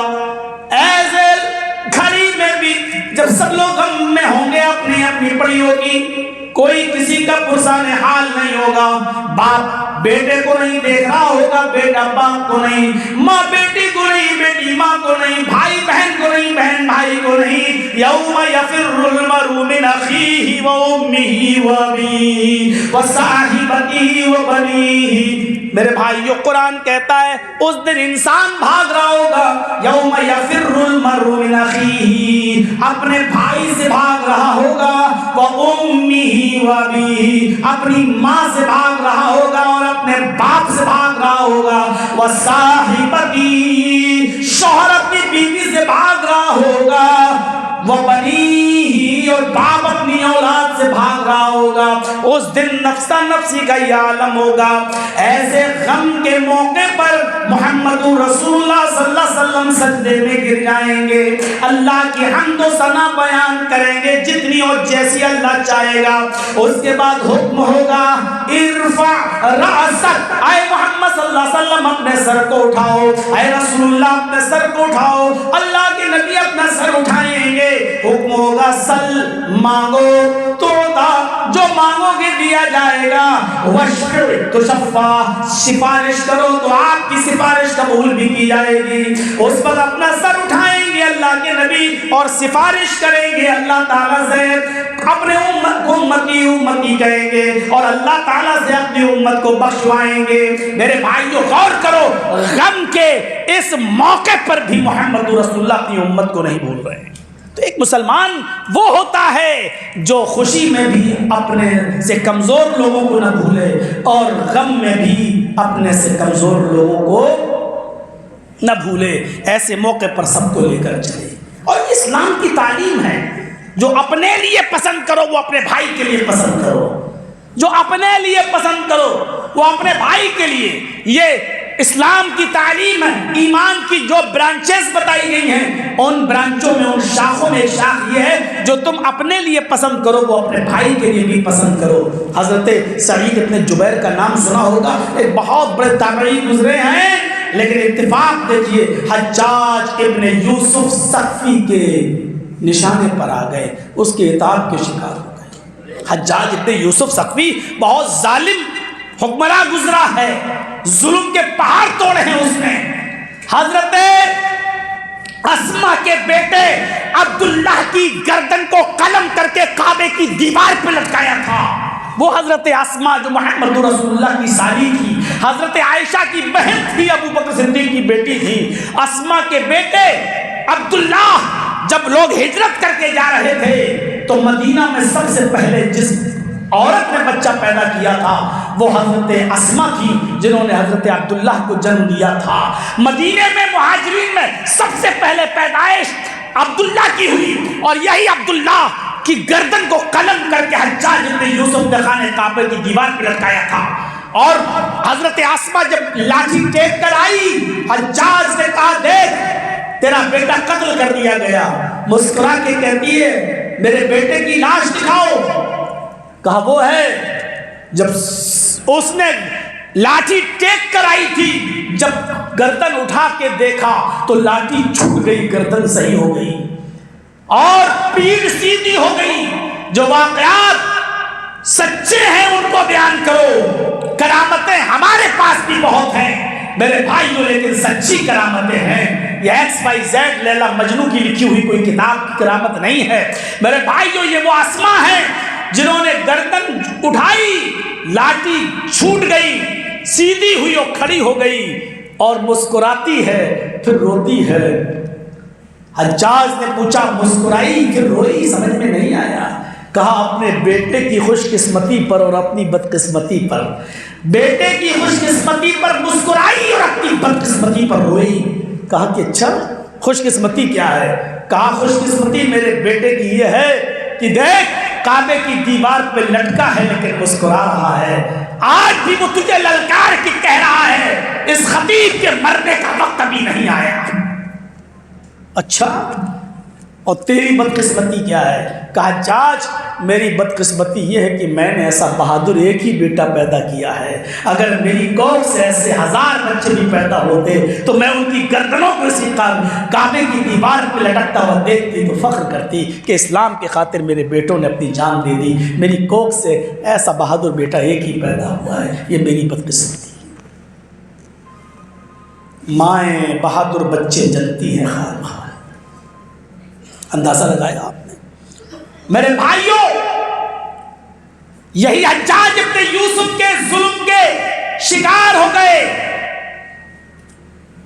سعید ابن جبیر، حجاج ابن یوسف نے اعلان کر دیا سعید ابن جبیر کو زندہ پکڑ کر میرے سامنے لایا جائے۔ سعید ابن جبیر کی گردن کو میں اپنے سامنے کٹواؤں گا، ان کا قتل میں اپنی آنکھوں سے دیکھنا چاہتا ہوں۔ سارے لوگ پیچھے پڑ گئے، حجاج کی پوری پولیس لگ گئی پکڑنے کے لیے، لیکن نہیں پکڑ پائی۔ آخرکار ایک گھر میں کہیں تھے اور جاسوسی کر دی پولیس والوں کو کسی نے، اور اپنوں ہی نے کی، اور پولیس نے جب چھاپا مارا تو ایک رات میں حجاج بن یوسف کے پولیس والوں نے ان کو پکڑ لیا۔ دو سپاہی جب پکڑ لیا تو اتنی مضبوطی کے ساتھ ان کو پکڑا، اور پکڑتے ہی ہاتھ پیر باندھ دیے کہ بھاگ نہ جائیں، اور پھر ان کو حجاج کے سامنے لایا جانے لگا۔ لیکن اتنی دور کا راستہ ہے کہ گھوڑے پر بیٹھ کر، اونٹ پر بیٹھ کر بھی اگر سفر کیا جائے تو کم سے کم 1 ہفتے کا وقت تو لگے گا۔ 2 دن 3 دن گزر گئے سفر کرتے ہوئے، ان دونوں پولیس والوں کو سعید ابن جبیر کے اوپر رحم آ گیا۔ ان کی نمازیں دیکھ کر، ان کی عبادتیں دیکھ کر، ان کی دینداری دیکھ کر، ان کا اخلاق دیکھ کر، ان کا کردار دیکھ کر ان دونوں پولیس والوں نے آپس میں، ان دونوں سپاہیوں نے آپس میں گفتگو کی کہ دیکھو یہ بیچارہ نیک آدمی ہے، دیندار آدمی ہے، اور ہم جانتے ہیں کہ یہ مجرم بھی نہیں ہے، پھر بھی اس کو ہم حجاج کے سامنے لے جا رہے ہیں، حجاج ان کو قتل کر دے گا۔ ان دونوں سپاہیوں نے آپس میں صلاح کی کہ ہم لوگ کم سے کم اس دیندار آدمی کو چھوڑ دیتے ہیں، حجاج کو معلوم تھوڑی ہے کہ ہم نے اس کو گرفتار کیا ہے، اس کو چھوڑ دیتے ہیں اور اس کو بھاگنے کا راستہ بھی بتا دیتے ہیں، اور یہ بھی بتا دیتے ہیں کہ ایسے ایسے راستے سے جاؤ گے تو اس حجاج کی سلطنت کو، اس کی حکومت کو چھوڑ کر تم دوسرے ملک میں داخل ہو سکتے ہو۔ آپس میں صلاح ہوئی اور دونوں تیار ہو گئے سپاہی۔ انہوں نے سعید ابن جبیر سے کہا کہ جاؤ، میں تمہیں چھوڑ رہا ہوں، تمہارے اخلاق نے، تمہاری عبادت نے، تمہارے نماز اور روزوں نے مجھے متاثر کر دیا ہے، ہم نہیں چاہتے کہ تم حجاج کے ہاتھوں مارے جاؤ، جاؤ۔ سعید ابن جبیر نے ان کا شکریہ ادا کیا اور فرمایا اللہ تمہیں اس کا بدل جنت میں عطا فرمائے گا، تم نے ہمارے بچوں پر رحم کیا، تم نے ہماری بیوی پر رحم کیا، مجھے چھوڑ دیا، اللہ تمہارے ساتھ خیر کا معاملہ فرمائے گا۔ جب ان کو چھوڑا سعید ابن جبیر کو، تو یہ ابھی 1 میل یا 2 میل دور گئے ہوں گے، رات کا وقت تھا، بھاگنے کا پورا موقع تھا، لیکن 1 میل یا 2 میل دور گئے ہوں گے کہ یہ لوٹ کر دوبارہ آتے ہیں اور ان دونوں سپاہیوں کے پاس آ کر کھڑے ہو جاتے ہیں اور کہتے ہیں آئے سپاہیوں، یہ تم نے اچھا نہیں کیا مجھے چھوڑ کر، اور میں نہیں چاہتا ہوں کہ مجھے چھوڑا جائے، میں اپنے آپ کو آتم سمرپن کرنے کے لیے تمہارے پاس آیا ہوں، میں نے سرنڈر کیا ہے، اب تم مجھے لے چلو حجاج کے پاس، میں تمہارے ساتھ حجاج کے سامنے جانا چاہتا ہوں۔ ارے پاگل ہو گئے ہو کیا، میں نے تمہیں چھوڑ دیا ہے؟ کہا نہیں میں پاگل نہیں ہوں، اب مجھے ہوش آیا ہے۔ کہا نہیں حجاج تمہیں قتل کر دے گا۔ کہا مجھے معلوم ہے اپنا انجام، یقیناً وہ مجھے قتل کرے گا، لیکن مجھے قتل ہونا پسند ہے، تم مجھے لے کر چلو۔ ان سپاہیوں نے کہا آخر میں نے تمہیں چھوڑ دیا پھر؟ کہا تم نے مجھے بھلے ہی چھوڑ دیا، لیکن آگے جانے کے بعد مجھے خیال آیا کہ جس جاسوس نے جاسوسی کر کے مجھے پکڑوایا ہے اس کو تو معلوم ہی ہے کہ تم دونوں نے مجھے رنگے ہاتھ پکڑ لیا ہے،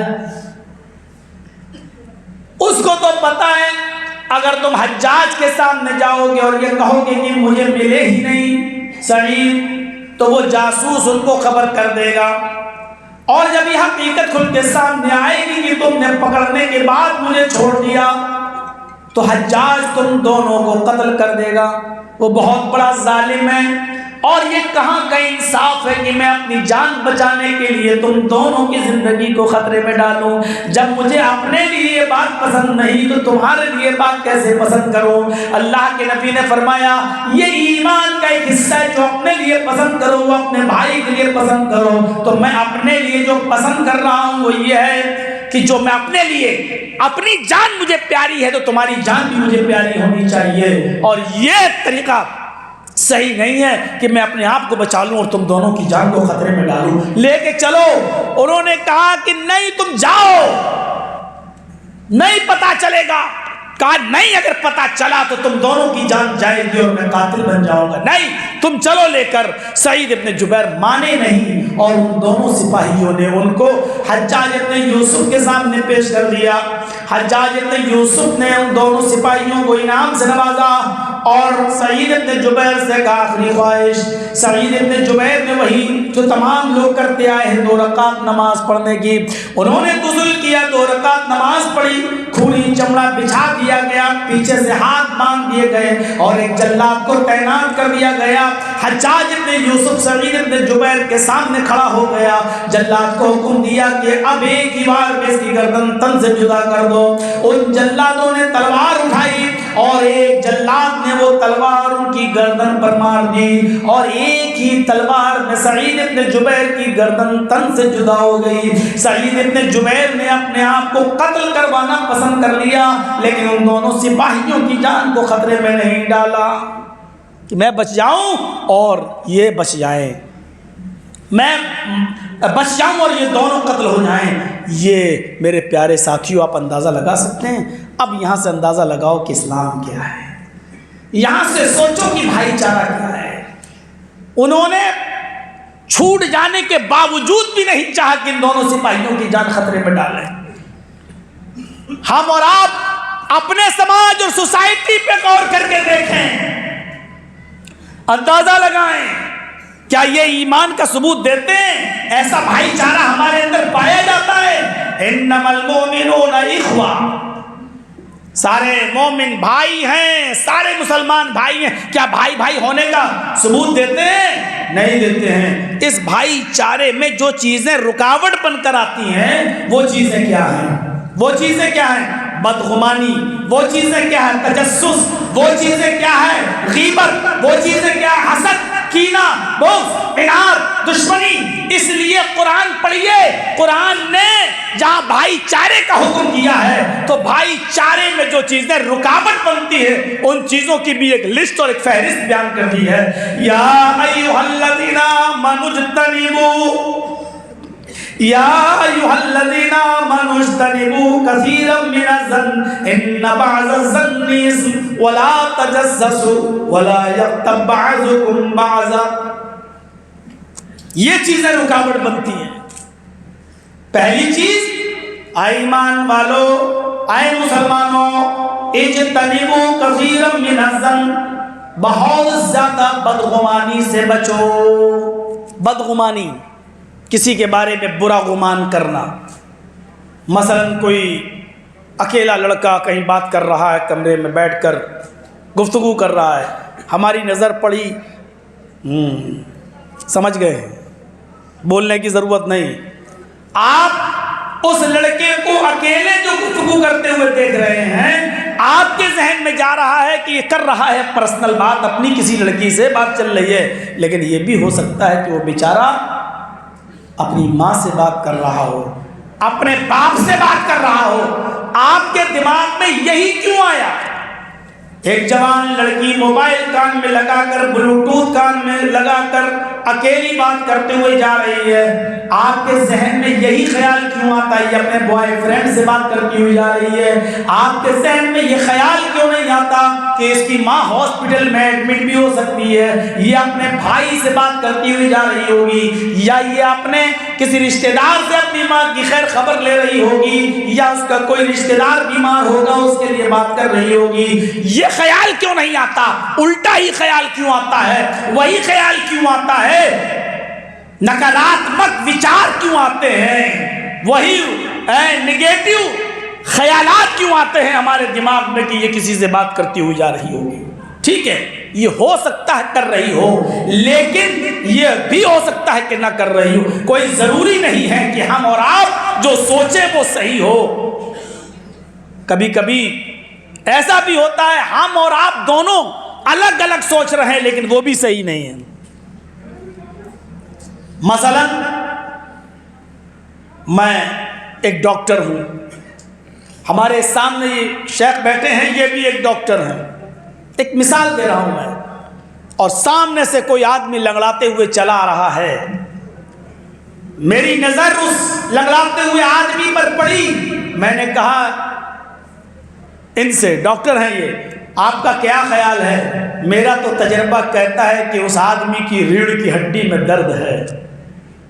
یہ آدمی جو لنگڑا کے آ رہا ہے اس کی ریڑھ کی ہڈی میں درد ہے، میری ڈاکٹری کا تجربہ یہ کہتا ہے۔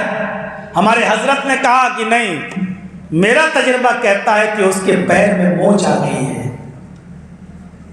میں نے کہا نہیں صاحب، اس کی ریڑھ کی ہڈی میں درد ہے، ان کو بھی طیش آیا۔ نہیں صاحب، پیر کے میں موچ ہے۔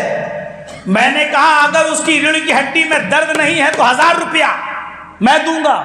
انہوں نے بھی کہا کہ اگر اس کے پیر میں موچ نہیں ہوئی تو میں دوں گا 1000 روپیہ۔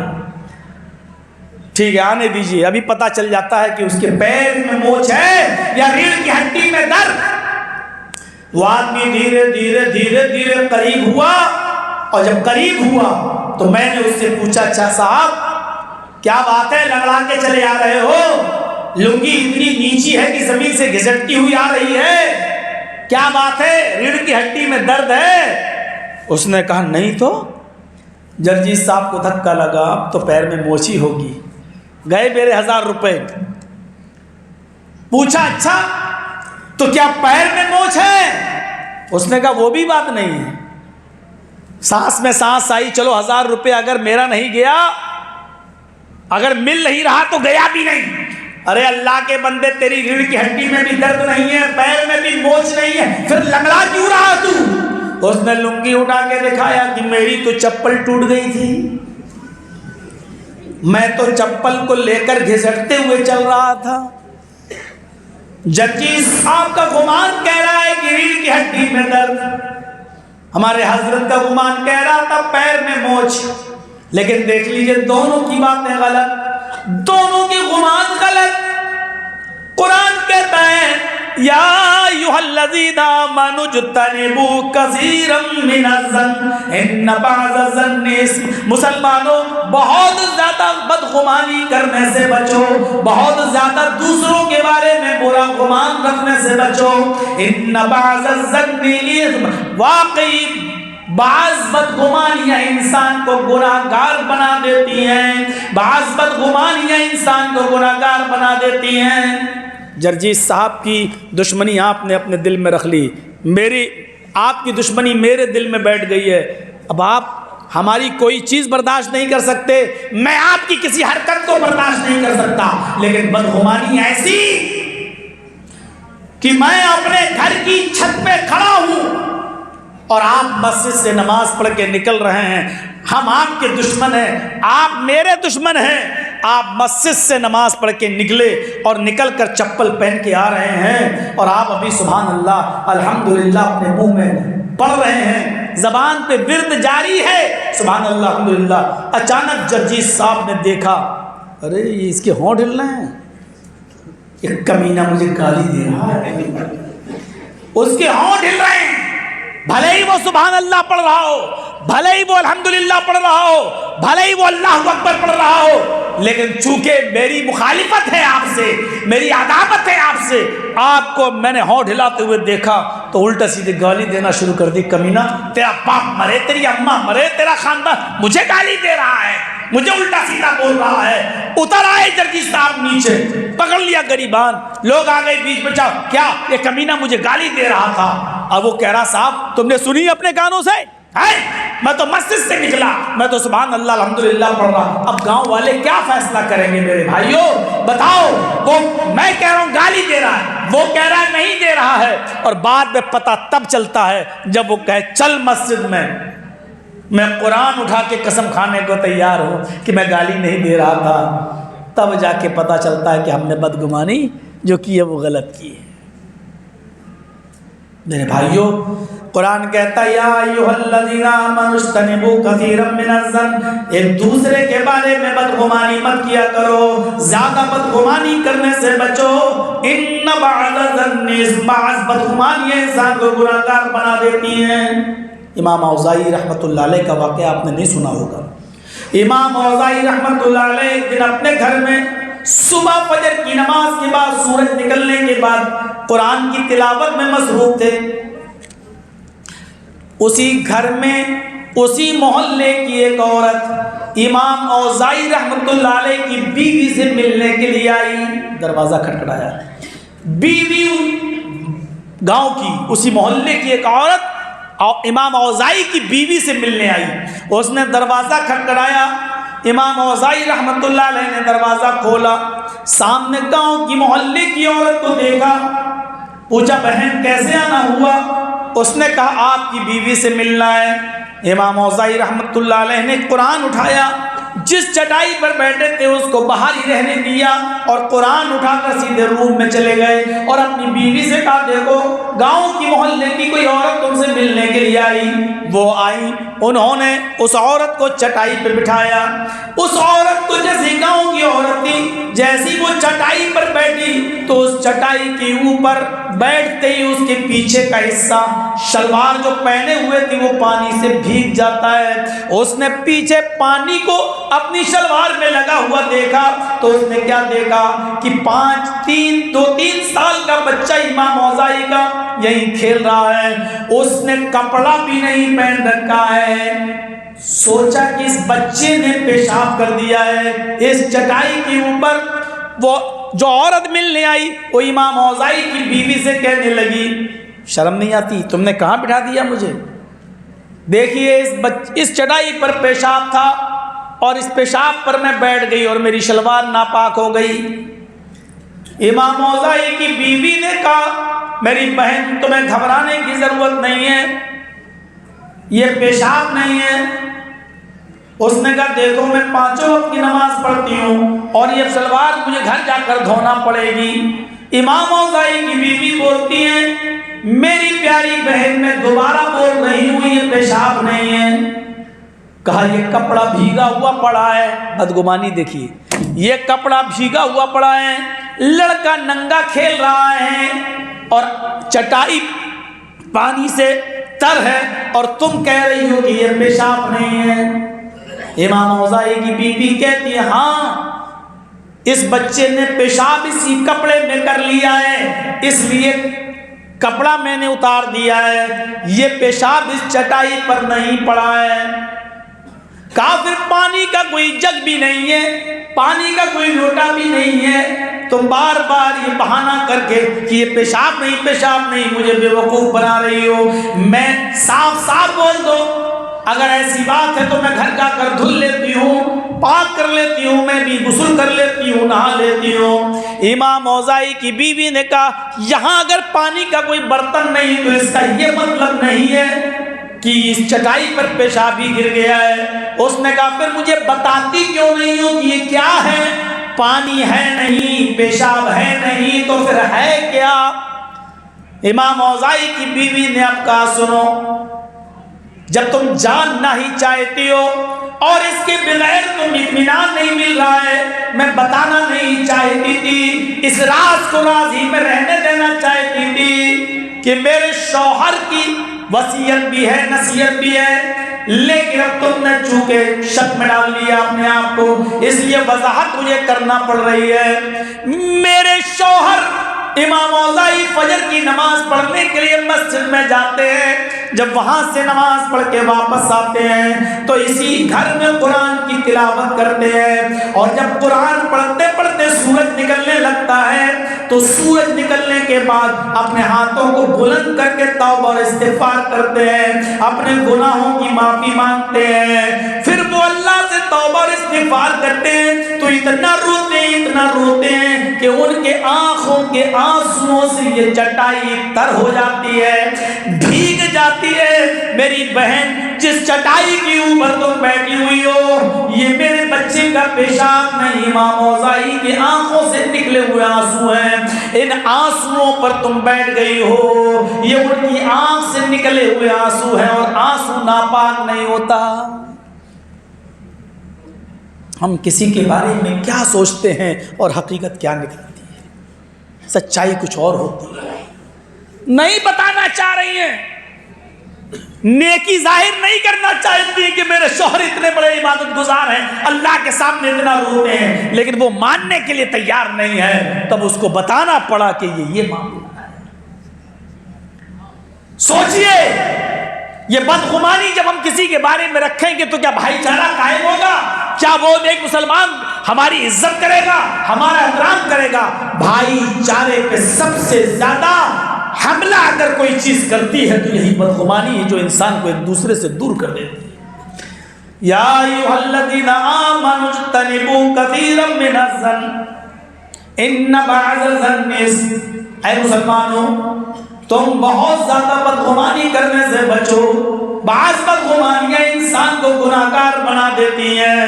ایسی بدگمانی ہم کسی کے بارے میں رکھیں گے تو ہم گناہگار نہیں ہوں گے تو کیا ہوں گے؟ اس کے بعد دوسری چیز پر آئیے، ولا تجسسوا یا ایھا الذین آمنوا اجتنبوا کثیرا من الظن ان بعض الظن ولا تجسسوا، اور ایک دوسرے کی جاسوسی مت کریے، ٹوہ مت لگائیے۔ ٹوہ کیا کر رہا ہے؟ جھانک کر دیکھیں، جھانک کر دیکھیں۔ کھڑکی کے اندر سے فوٹو کھینچ لیا، وائرل کر رہے ہیں، ظاہر کر رہے ہیں، ایک دوسرے کو بدنام کرنے کی کوشش۔ ولا تجسسوا، اگر کسی آدمی کے دروازے بند ہیں، کھڑکی بند ہے، کمرے میں ہے، تو آپ کو کوئی حق نہیں ہے کہ آپ کہیں سے جھانک کر دیکھیں، اگرچہ وہ شراب ہی پی رہے ہوں، اگرچہ اندر زنا کاری ہی کیوں نہ ہو رہی ہو، اگرچہ وہاں برائیوں کے سارے کام ہو رہے ہوں، لیکن آپ کو جاسوسی کرنے کی کوئی ضرورت نہیں ہے، آپ کو حق ہی نہیں ہے کہ آپ ان کی ٹوہ لگائیں گے۔ حضرت عمر فاروق رات میں روزانہ دورہ کیا کرتے تھے، بھیس بدل کر، شکل بدل کر روزانہ نکلا کرتے تھے۔ ایک مرتبہ کہیں سے گزر رہے تھے تو گانے کی آواز آئی، رک گئے، دیکھا مغنیاں، آواز آئی کوئی لڑکی گا رہی ہے، تو دروازہ کھٹکھٹایا نہیں، پنجوں کے بل دیوار پہ چڑھ کر اور جھانک کر دیکھا تو کیا دیکھتے ہیں کہ ایک بوڑھا آدمی لیٹا ہے اور دو رقاصہ، دو طوائف ناچ رہی ہیں اس کے سامنے، بیہودہ گانا گا رہی ہیں، اور بوڑھا شراب کے نشے میں دھت ہے۔ حضرت عمر فاروق وہیں سے چھلانگ لگا کے نیچے کود جاتے ہیں، اور بوڑھے کو کہتے ہیں رنگے ہاتھ پکڑ لیا۔ اس بڈھے نے جو دیکھا یہ تو امیر المومنین، نشہ ختم۔ حضرت عمر کو دیکھتے ہی نشہ غائب۔ کہے بوڑھے کیا آج بھی انکار کر سکتا ہے؟ آج تو میں نے رنگے ہاتھ پکڑا ہے، منہ سے بدبو آ رہی شراب کے نشے میں، اور یہ طوائفوں کا ناچ، پیر قبر میں لٹکے ہوئے ہیں اور طوائفوں کا ناچ۔ چلو اٹھو، ایک کوڑا کھانے کی طاقت نہیں، 40 درے کیسے کھاؤ گے؟ اٹھو چلو۔ پکڑا، لے کے جیسی کھڑا کیا، چل۔ اس بوڑھے نے کہا امیر المومنین واقعی میں نے شراب پی ہے، ہاں میں نے 2 رقاصاؤں کا ناچ بھی کرایا ہے، یقیناً میں نے غلط کام کیا ہے، امیر المومنین میری جو سزا بنتی ہے وہ مجھے دیجئے، انکار نہیں ہے، لیکن آپ کو کیا سزا ملنی چاہیے؟ آپ نے بھی تو کئی غلطیاں کی ہیں۔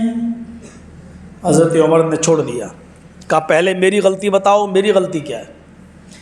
کہا امیر المومنین آپ کی پہلی غلطی ہے، قرآن کہتا ہے لا تجسسوا، کسی کے گھر کے دروازے کھڑکیاں سب بند ہو تو اس کے گھر کے اندر جاسوسی مت کرو، تاک چھانک مت کرو، ٹوہ مت لگاؤ۔ آپ دیواروں، میری دیوار پر پنجوں کے بل چڑھ کر آپ نے میرے گھر کی تاک جھانک کی ہے، قرآن نے منع کیا ہے، محمد رسول اللہ نے فرمایا ہے۔ آئے ہے اس زمانے میں شراب پینے والا بھی قرآن و حدیث کی کیسی بات کر رہا ہے، اتنا شراب پینے کے باوجود بھی اتنا ہوش میں ہے کہ وہ یہ بتلا رہا ہے کہ اللہ کے نبی نے فرمایا ہے جو تمہارے دروازے بند ہوں، کھڑکیاں بند ہوں، اور اس کے باوجود اگر کوئی تمہارے گھر کی جاسوسی کر رہا ہو تو اپنے گھر سے نکل کر اس کی دونوں آنکھیں پھوڑ دو، تم گناہگار نہیں ہوگے۔ جاسوسی کرنے والے، ٹوہ کرنے والے، لگانے والی کی آنکھیں پھوڑنے والا گناہگار نہیں ہوگا، تاکہ آئندہ وہ کسی گھر میں کسی کی ماں بہن بیٹی کی وہ جاسوسی نہ کر سکے۔ آپ کی پہلی غلطی ہے کہ آپ نے یہ کیا۔ دوسری غلطی یہ ہے کہ اللہ کے نبی صلی اللہ علیہ وسلم نے فرمایا جب تم کسی کے گھر میں داخل ہو تو پہلے دروازے کو دستک دو۔ آپ نے بغیر نو کیے ہوئے میرے دروازے کو آپ چھلانگ لگا گئے۔ اللہ کے نبی فرماتے ہیں کہ جب تم گھر کے اندر داخل ہو تو پہلے گھر والے سے اجازت لو۔ آپ نے گھر والے سے اجازت بھی نہیں لی ہے۔ آپ کی تیسری غلطی ہے کہ اللہ کے نبی نے فرمایا جب تم کسی کے گھر میں جاؤ تو السلام علیکم کہہ کر داخل ہو، آپ بغیر سلام کیے ہوئے اندر چلے آئے۔ حضرت عمر نے کہا بزرگ اصلاح کا شکریہ، جزاکم اللہ احسن الجزاء، اللہ تمہیں اس کا بہتر بدلہ دے، پہلے میں اپنی اصلاح کر لیتا ہوں اس کے بعد تمہیں سزا دوں گا۔ چھوڑ کے چلے آئے، اس کو کچھ نہیں کہا۔ 4 سال تک بولے ہی نہیں۔ 4 سال کے بعد وہ بزرگ اتنا کمزور ہو گیا کہ اب بیت المال سے ملنے والے راشن پر ہی اس کا نربھر تھا اور کچھ نہیں۔ تو وہ آیا اور لائن میں کھڑا ہو گیا کہ حضرت عمر فاروق سے کہوں کہ اب میری عمر اس لائق نہیں کہ میں کچھ کما سکوں، اب مجھے بیت المال سے کچھ راشن ملنا چاہیے۔ تو وہ لائن میں پیچھے کھڑا ہو گیا، حضرت عمر کی نظر اس پر پڑی، کرے بلایا شیخ ادھر آؤ۔ یہ بوڑھا ڈر گیا، ارے مجھے پہچان لیا، 4 سال پرانی شراب کی سزا آج مجھے نہ دیں۔ ارے جب اس وقت 40 کوڑے نہیں کھا سکتا تھا تو اب کیسے کھاؤں گا؟ بلایا ادھر آؤ، گھر کے اندر لے گئے، اس کو کھجور کھلایا، پانی پلایا، اس کی عزت و توقیر کی، اور اس کے بعد اس سے پوچھا کیسے آنا ہوا۔ اس نے بتایا ایسا ایسا معاملہ ہے۔ فوراً حکم دیا رجسٹرار کو، بیت المال کے کیشیئر کو جو ابو موسیٰ شریف ہے، فرمایا کہ ان کو لکھ لو اور ان کا وظیفہ جاری کر دو، ان کو ہر مہینے راشن پہنچانا چاہیے۔ لکھوا دیا گیا، نوٹ کر دیا گیا۔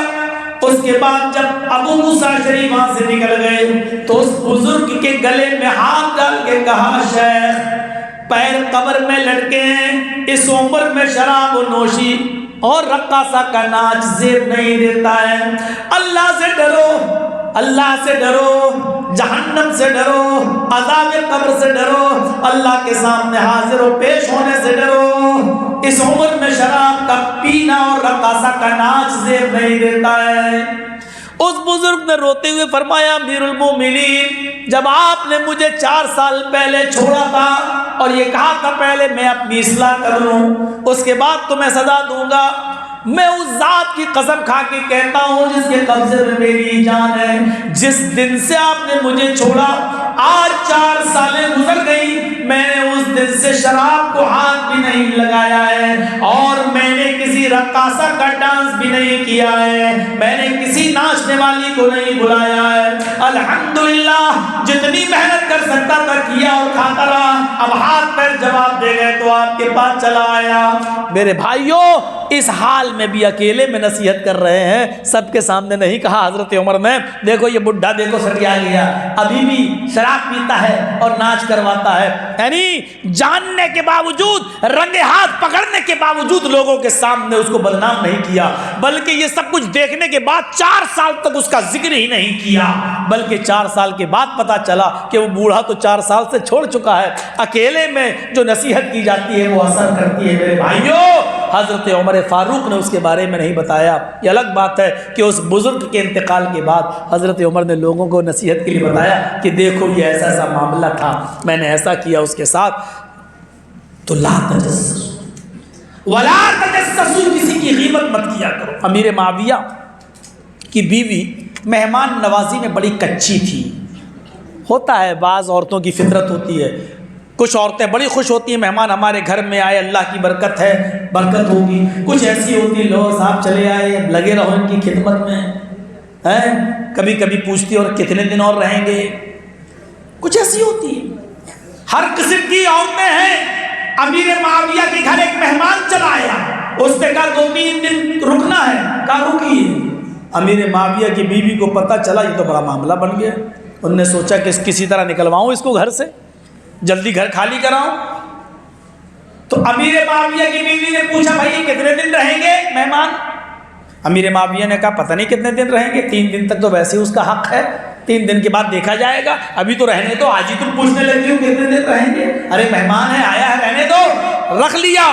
لیکن جب رات ہوئی، امیر معاویہ نے رات میں ان کا بستر جب الگ کیا، ان کا کمرہ الگ کیا مہمان کا، تو وہاں ایک مصلی بھی رکھ دیا چٹائی کہ اگر تمہیں تہجد کے عادی ہو تو یہاں وضو بنا لینا، یہ پیشاب کھانا ہے، یہ وضو کے لیے پانی ہے، چٹائی ہے، اگر تہجد کے عادی ہو تو تہجد پڑھ لینا، ورنہ فجر میں انشاءاللہ مسجد میں ملاقات ہوگی، تمہارا یہ راستہ ہے، یہاں سے نکل جانا فجر کی نماز کے لیے، میں اپنے گھر کے مین راستے سے نکل جاؤں گا۔ ٹھیک، آدھی رات تقریباً گزرنے کے بعد امیر معاویہ کی بیوی نے سوچا چلیں دیکھیں مہمان کی کمرے کی جاسوسی کریں، دیکھیں کیا کر رہا ہے، کچھ برائی نظر آئے تو کم سے کم اس کو گھر سے نکلوائیں۔ مہمان 3 دن کون پکائے گا کھلائے گا؟ جب اس کے کمرے کے قریب جاتی ہیں اور دروازے پہ کان لگاتی ہیں تو کیا سنتی ہیں؟ مہمان جو تھا وہ بڑا عجیب و غریب بیہودہ اور بے شرم گانے گا رہا ہے، بہت بے شرم اور بیہودے گانے گا رہا ہے۔ امیر معاویہ کی بیوی جلدی سے دوڑتی ہوئی آئیں اور اپنے شوہر کو اٹھایا، اٹھو اٹھو اٹھو۔ کیا سوتے سے اٹھا دیا؟ کیا بات، ادھر آؤ حضرت، اٹھو۔ کان لگایا، جیسے ہی کان لگایا امیر معاویہ چونک گئے، ہیں یہ تو گانے کی آواز آ رہی ہے، گانے کی آواز۔ جیسے ہی سنا تو اپنی بیوی کا ہاتھ پکڑا اور کھینچ کے لائے اور اپنے ہی بستر پہ لٹاتے ہوئے کہا، تم گئی کیسے؟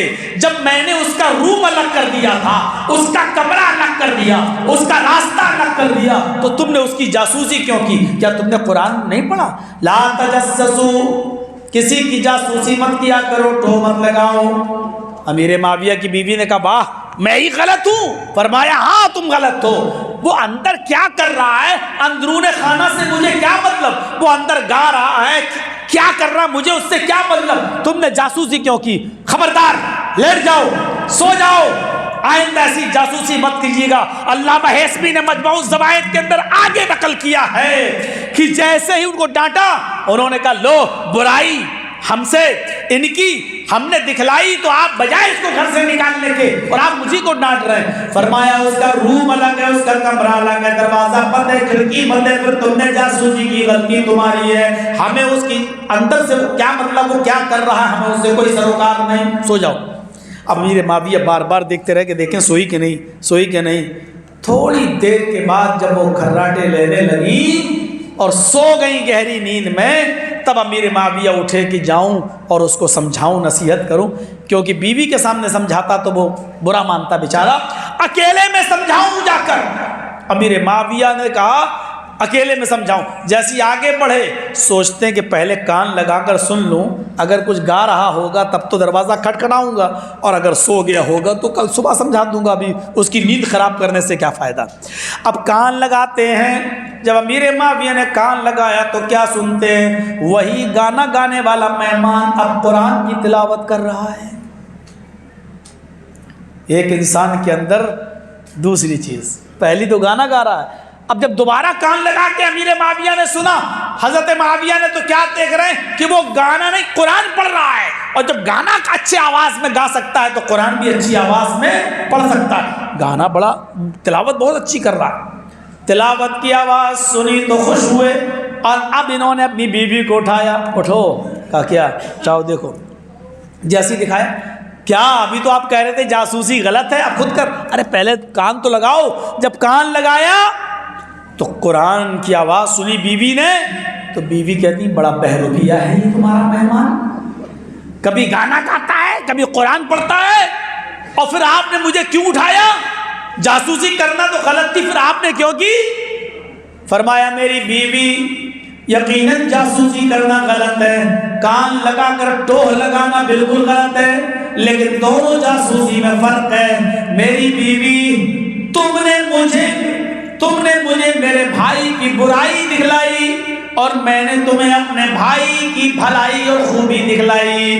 اللہ کے نبی فرماتے ہیں برائیوں پہ پردہ ڈالو، برائیوں کو چھپاؤ، خوبیوں کو ظاہر کرو۔ میں نے اس کی خوبی تمہیں دکھائی اور اس کی برائی پر میں نے پردہ ڈالنے کا حکم دیا ہے۔ ہاں تم کرو تو ٹھیک، ہم کریں تو غلط، عورتوں کی عادت ہوتی ہے، تم کرو تو ٹھیک۔ فرمایا میری بیوی میں نے یہ دیکھا کہ میں نے جو کیا وہ صحیح، میں تو سمجھانے کے لیے جا رہا تھا، میں نے سوچا اگر جاگ رہا ہوگا تو سمجھاؤں گا، نہیں تو صبح کان لگا کر سنا تو قرآن پڑھ رہا تھا، میں نے سوچا کیوں نہ اپنی بیوی کو سنا دوں، تو تمہیں سنانے لائے۔ ایک انسان کے بارے میں بدگمانی اچھی بات نہیں کہ وہ برا ہی ہوگا، اس کے اندر دوسری خوبی دیکھو کہ اچھی خوبی ہے کہ وہ قرآن کی تلاوت بھی کر رہا ہے۔ امیر معاویہ نے پھر سو گئے اور صبح اٹھ کر فجر کی نماز پڑھنے گئے تو اس مہمان کو وہاں اپنے سے پہلے پایا۔ فجر کی نماز پڑھنے کے بعد جب سب لوگ رخصت ہو گئے تو اس مہمان کو اکیلے لے آئے اور مسجد کے کونے میں بیٹھ کر پوچھا کہ کیا بات ہے، پہلے تم گانا گا رہے تھے اور بعد میں تم قرآن پڑھ رہے تھے، آخر کیا وجہ ہے، ایسا کیوں؟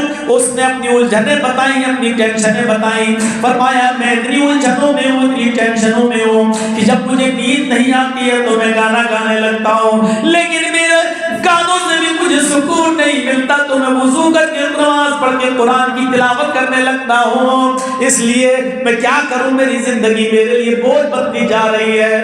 حضرت معاویہ نے فرمایا جب تمہیں بہت زیادہ الجھنیں اور ٹینشن ہے تو شراب سے اور گانوں سے یہ ٹینشن تمہارے دور نہیں ہوں گے، تمہاری الجھنوں کو دور کرنے والی اگر کوئی چیز ہے تو وہ اللہ کا ذکر۔ کیا تم نے قرآن نہیں پڑھا؟ وَلَذِكْرُ اللَّهِ تَطْمَئِنُّ الْقُلُوبُ، اللہ کا ذکر کرنے سے دلوں کو سکون ملتا ہے، دلوں کو اطمینان ملتا ہے، دلوں کو سکون ملتا ہے۔ اللہ کا ذکر کیا کرو، قرآن کی تلاوت کرو، انشاءاللہ تمہاری فکریں، تمہاری الجھنیں دور ہو جائیں گی۔ تو یہ ہے بدگمانی اور جاسوسی۔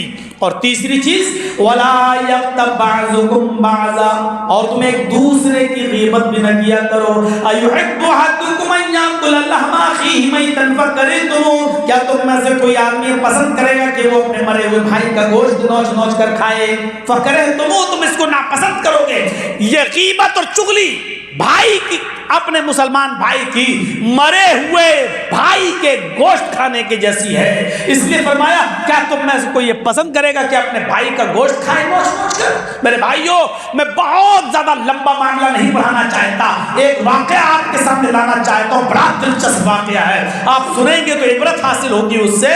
حضرت عمر فاروق کے پاس ایک شخص آیا اور کہنے لگا امیر المومنین میرے ساتھ ایک معاملہ پیش آیا، مسئلہ پوچھنے آیا ہوں۔ کا کیا ہے مسئلہ؟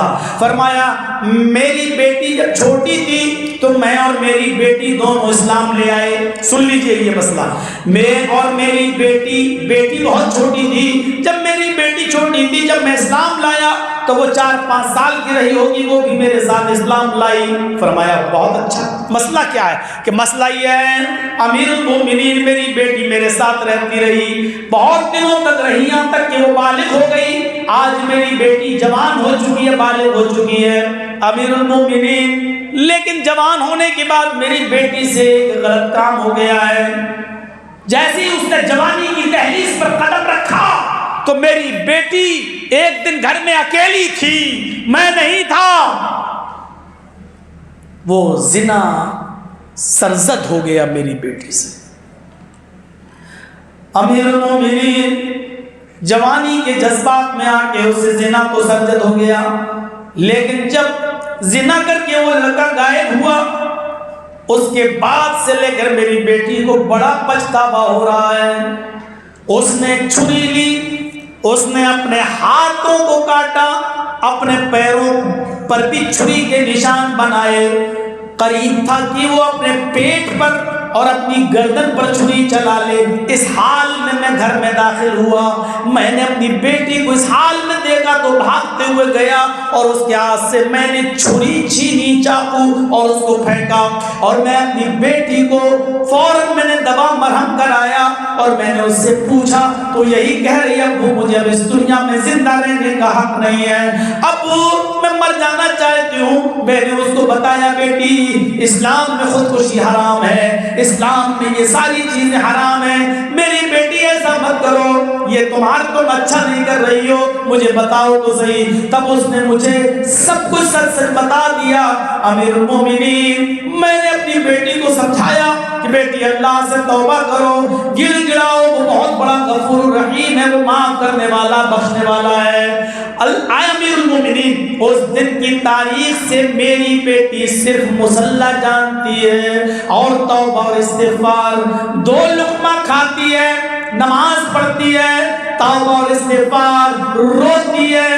اس نے اب تک اتنے آنسو بہائے ہیں کہ مجھے اللہ کی ذات سے امید ہے کہ انشاءاللہ اللہ تعالیٰ نے میری بیٹی کے گناہ کو بخش دیا ہوگا، ضرور معاف کر دیا ہوگا۔ اس کے آنکھوں سے گرنے والے آنسوؤں نے زنا کی سیاہی کو مٹا دیا ہوگا، دھل دیا ہوگا، مجھے امید ہے۔ فرمایا مسئلہ کیا ہے؟ کہا مسئلہ یہ ہے کہ اب میری بیٹی کے رشتے آ رہے ہیں، اور ایک رشتہ مجھے بہت پسند ہے، بہت دیندار نیک لڑکا ہے، میں اپنی بیٹی کا نکاح اس کے ساتھ کروں یا نہ کروں، اور کرتا ہوں اس دیندار لڑکے کے ساتھ تو اس کو میں اپنی بیٹی کی پرانی یہ بات بتاؤں یا نہ بتاؤں؟ اگر میں نے اس دیندار لڑکے سے اپنی بیٹی کی بات بتا دی کہ میری بیٹی ایک بار زنا سرزد ہو چکا ہے، اس سے وہ غلط حرکت کر چکی ہے، تو وہ دیندار لڑکا پتہ نہیں پھر میری بیٹی سے نکاح کرے گا یا نہیں کرے گا۔ اور اگر نہیں بتاتا ہوں، چپکے سے میں اپنی بیٹی کا نکاح کرتا ہوں، تو پھر ڈرتا ہوں اس بات سے کہ کل قیامت کے دن اللہ کی یہاں مجھے اس کا حساب نہ دینا پڑے کہ جب تجھے معلوم تھا کہ تیری بیٹی نے غلط کیا تو اس لڑکے کو تو نے بتایا کیوں نہیں، اس کو دھوکے میں کیوں رکھا، اس لڑکے کے ساتھ دھوکہ کیوں کیا؟ اگر نہیں بتاتا ہوں تو ڈر ہے دھوکے کا عذاب نہ ہو، اور اگر بتاتا ہوں تو یہ ڈر ہے کہ وہ دیندار لڑکا کہیں میری بیٹی سے رشتہ چھوڑ نہ دے، اور ایسا رشتہ بار بار نہیں ملتا، بہت نیک لڑکا ہے۔ حضرت عمر فاروق رضی اللہ تعالیٰ عنہ نے جو بتایا وہ سنیے، کہا کوڑا نکالا، کہا امیر المومنین بات بات پر آپ کوڑا نکالیں گے تو آپ سے مسئلہ پوچھنے کون آئے گا؟ کہا دل چاہتا ہے کہ اس کوڑے سے تجھے ماروں، کہا اس لیے ماروں کہ جب تیری بیٹی کے عیب پر پردہ پڑا ہوا تھا، اس سے زنا ہوا، اور یہ بات تجھے اور تیری بیٹی کے علاوہ کسی کو نہیں معلوم تھی، تو نے مجھے کیوں بتایا؟ XYZ ABCD ادھر ادھر کا کوئی مسئلہ پوچھ کر کسی اور کے حوالے سے پوچھ لیتا، تو نے اپنی بیٹی کے بارے میں نام لے کر کیوں مسئلہ پوچھا؟ جب یہ بات کسی کو نہیں معلوم تھی تو نے مجھے کیوں بتائی؟ اپنی بیٹی کی بات تو اس کے پیٹھ کے پیچھے ہی نہ کر رہا ہے تو مجھ سے، لیکن سن اب مسئلہ سن۔ کہا کیا؟ کہا جا اور چپکے سے بلا کسی کو بتائے ہوئے، یہاں تک کہ جس دیندار لڑکے کا پیغام تیری بیٹی کے ساتھ آ رہا ہے اس لڑکے کو بھی بتائے بنا اپنی بیٹی کا نکاح چپکے سے اس کے ساتھ کر دے۔ خبردار، یہ بتانے کی ضرورت نہیں کہ میری بیٹی سے ایک مرتبہ زنا کا صدور ہو گیا۔ کیا تم نے محمد رسول اللہ کا یہ فرمان نہیں سنا؟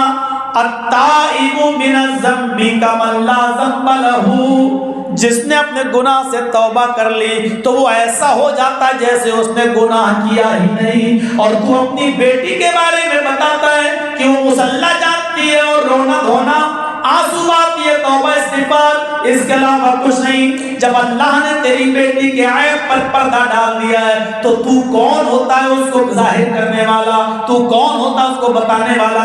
جا اور چپکے سے اپنی بیٹی کا نکاح کر دے، مت بتا کسی کو۔ اللہ نے پردہ ڈالا ہے، تو بھی پردہ ڈال، اور اس نے توبہ کر لی۔ توبہ کرنے والا اللہ کی نظر میں ایسا ہو جاتا ہے جیسے کسی نے اس نے گناہ کیا ہی نہیں۔ میرے بھائیوں، ایسی چیز ظاہر ہونے کے بعد بھی کہہ رہے ہیں پردہ ڈالو۔ میرے بھائیوں، اس سماج کے اندر اور کتنے لوگوں کو رسوا کرو گے؟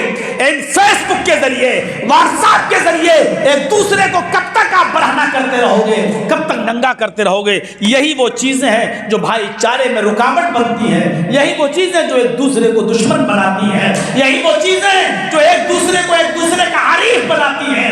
اس لیے بھائی چارہ قائم کریے، جاسوسی سے بچیے، بدگمانی سے بچیے، غیبت اور چغلی سے بچیے۔ 1.5 گھنٹے کے اس پروگرام کے بعد میرے بھائیوں میں یہیں پر اپنی بات کو ختم کروں گا، کیونکہ مجھے بھی یہاں سے نکلنا ہے، جانا ہے۔ ہم اللہ سے دعا کرتے ہیں کہ الہ العالمین ہماری خطاؤں کو معاف فرما دے۔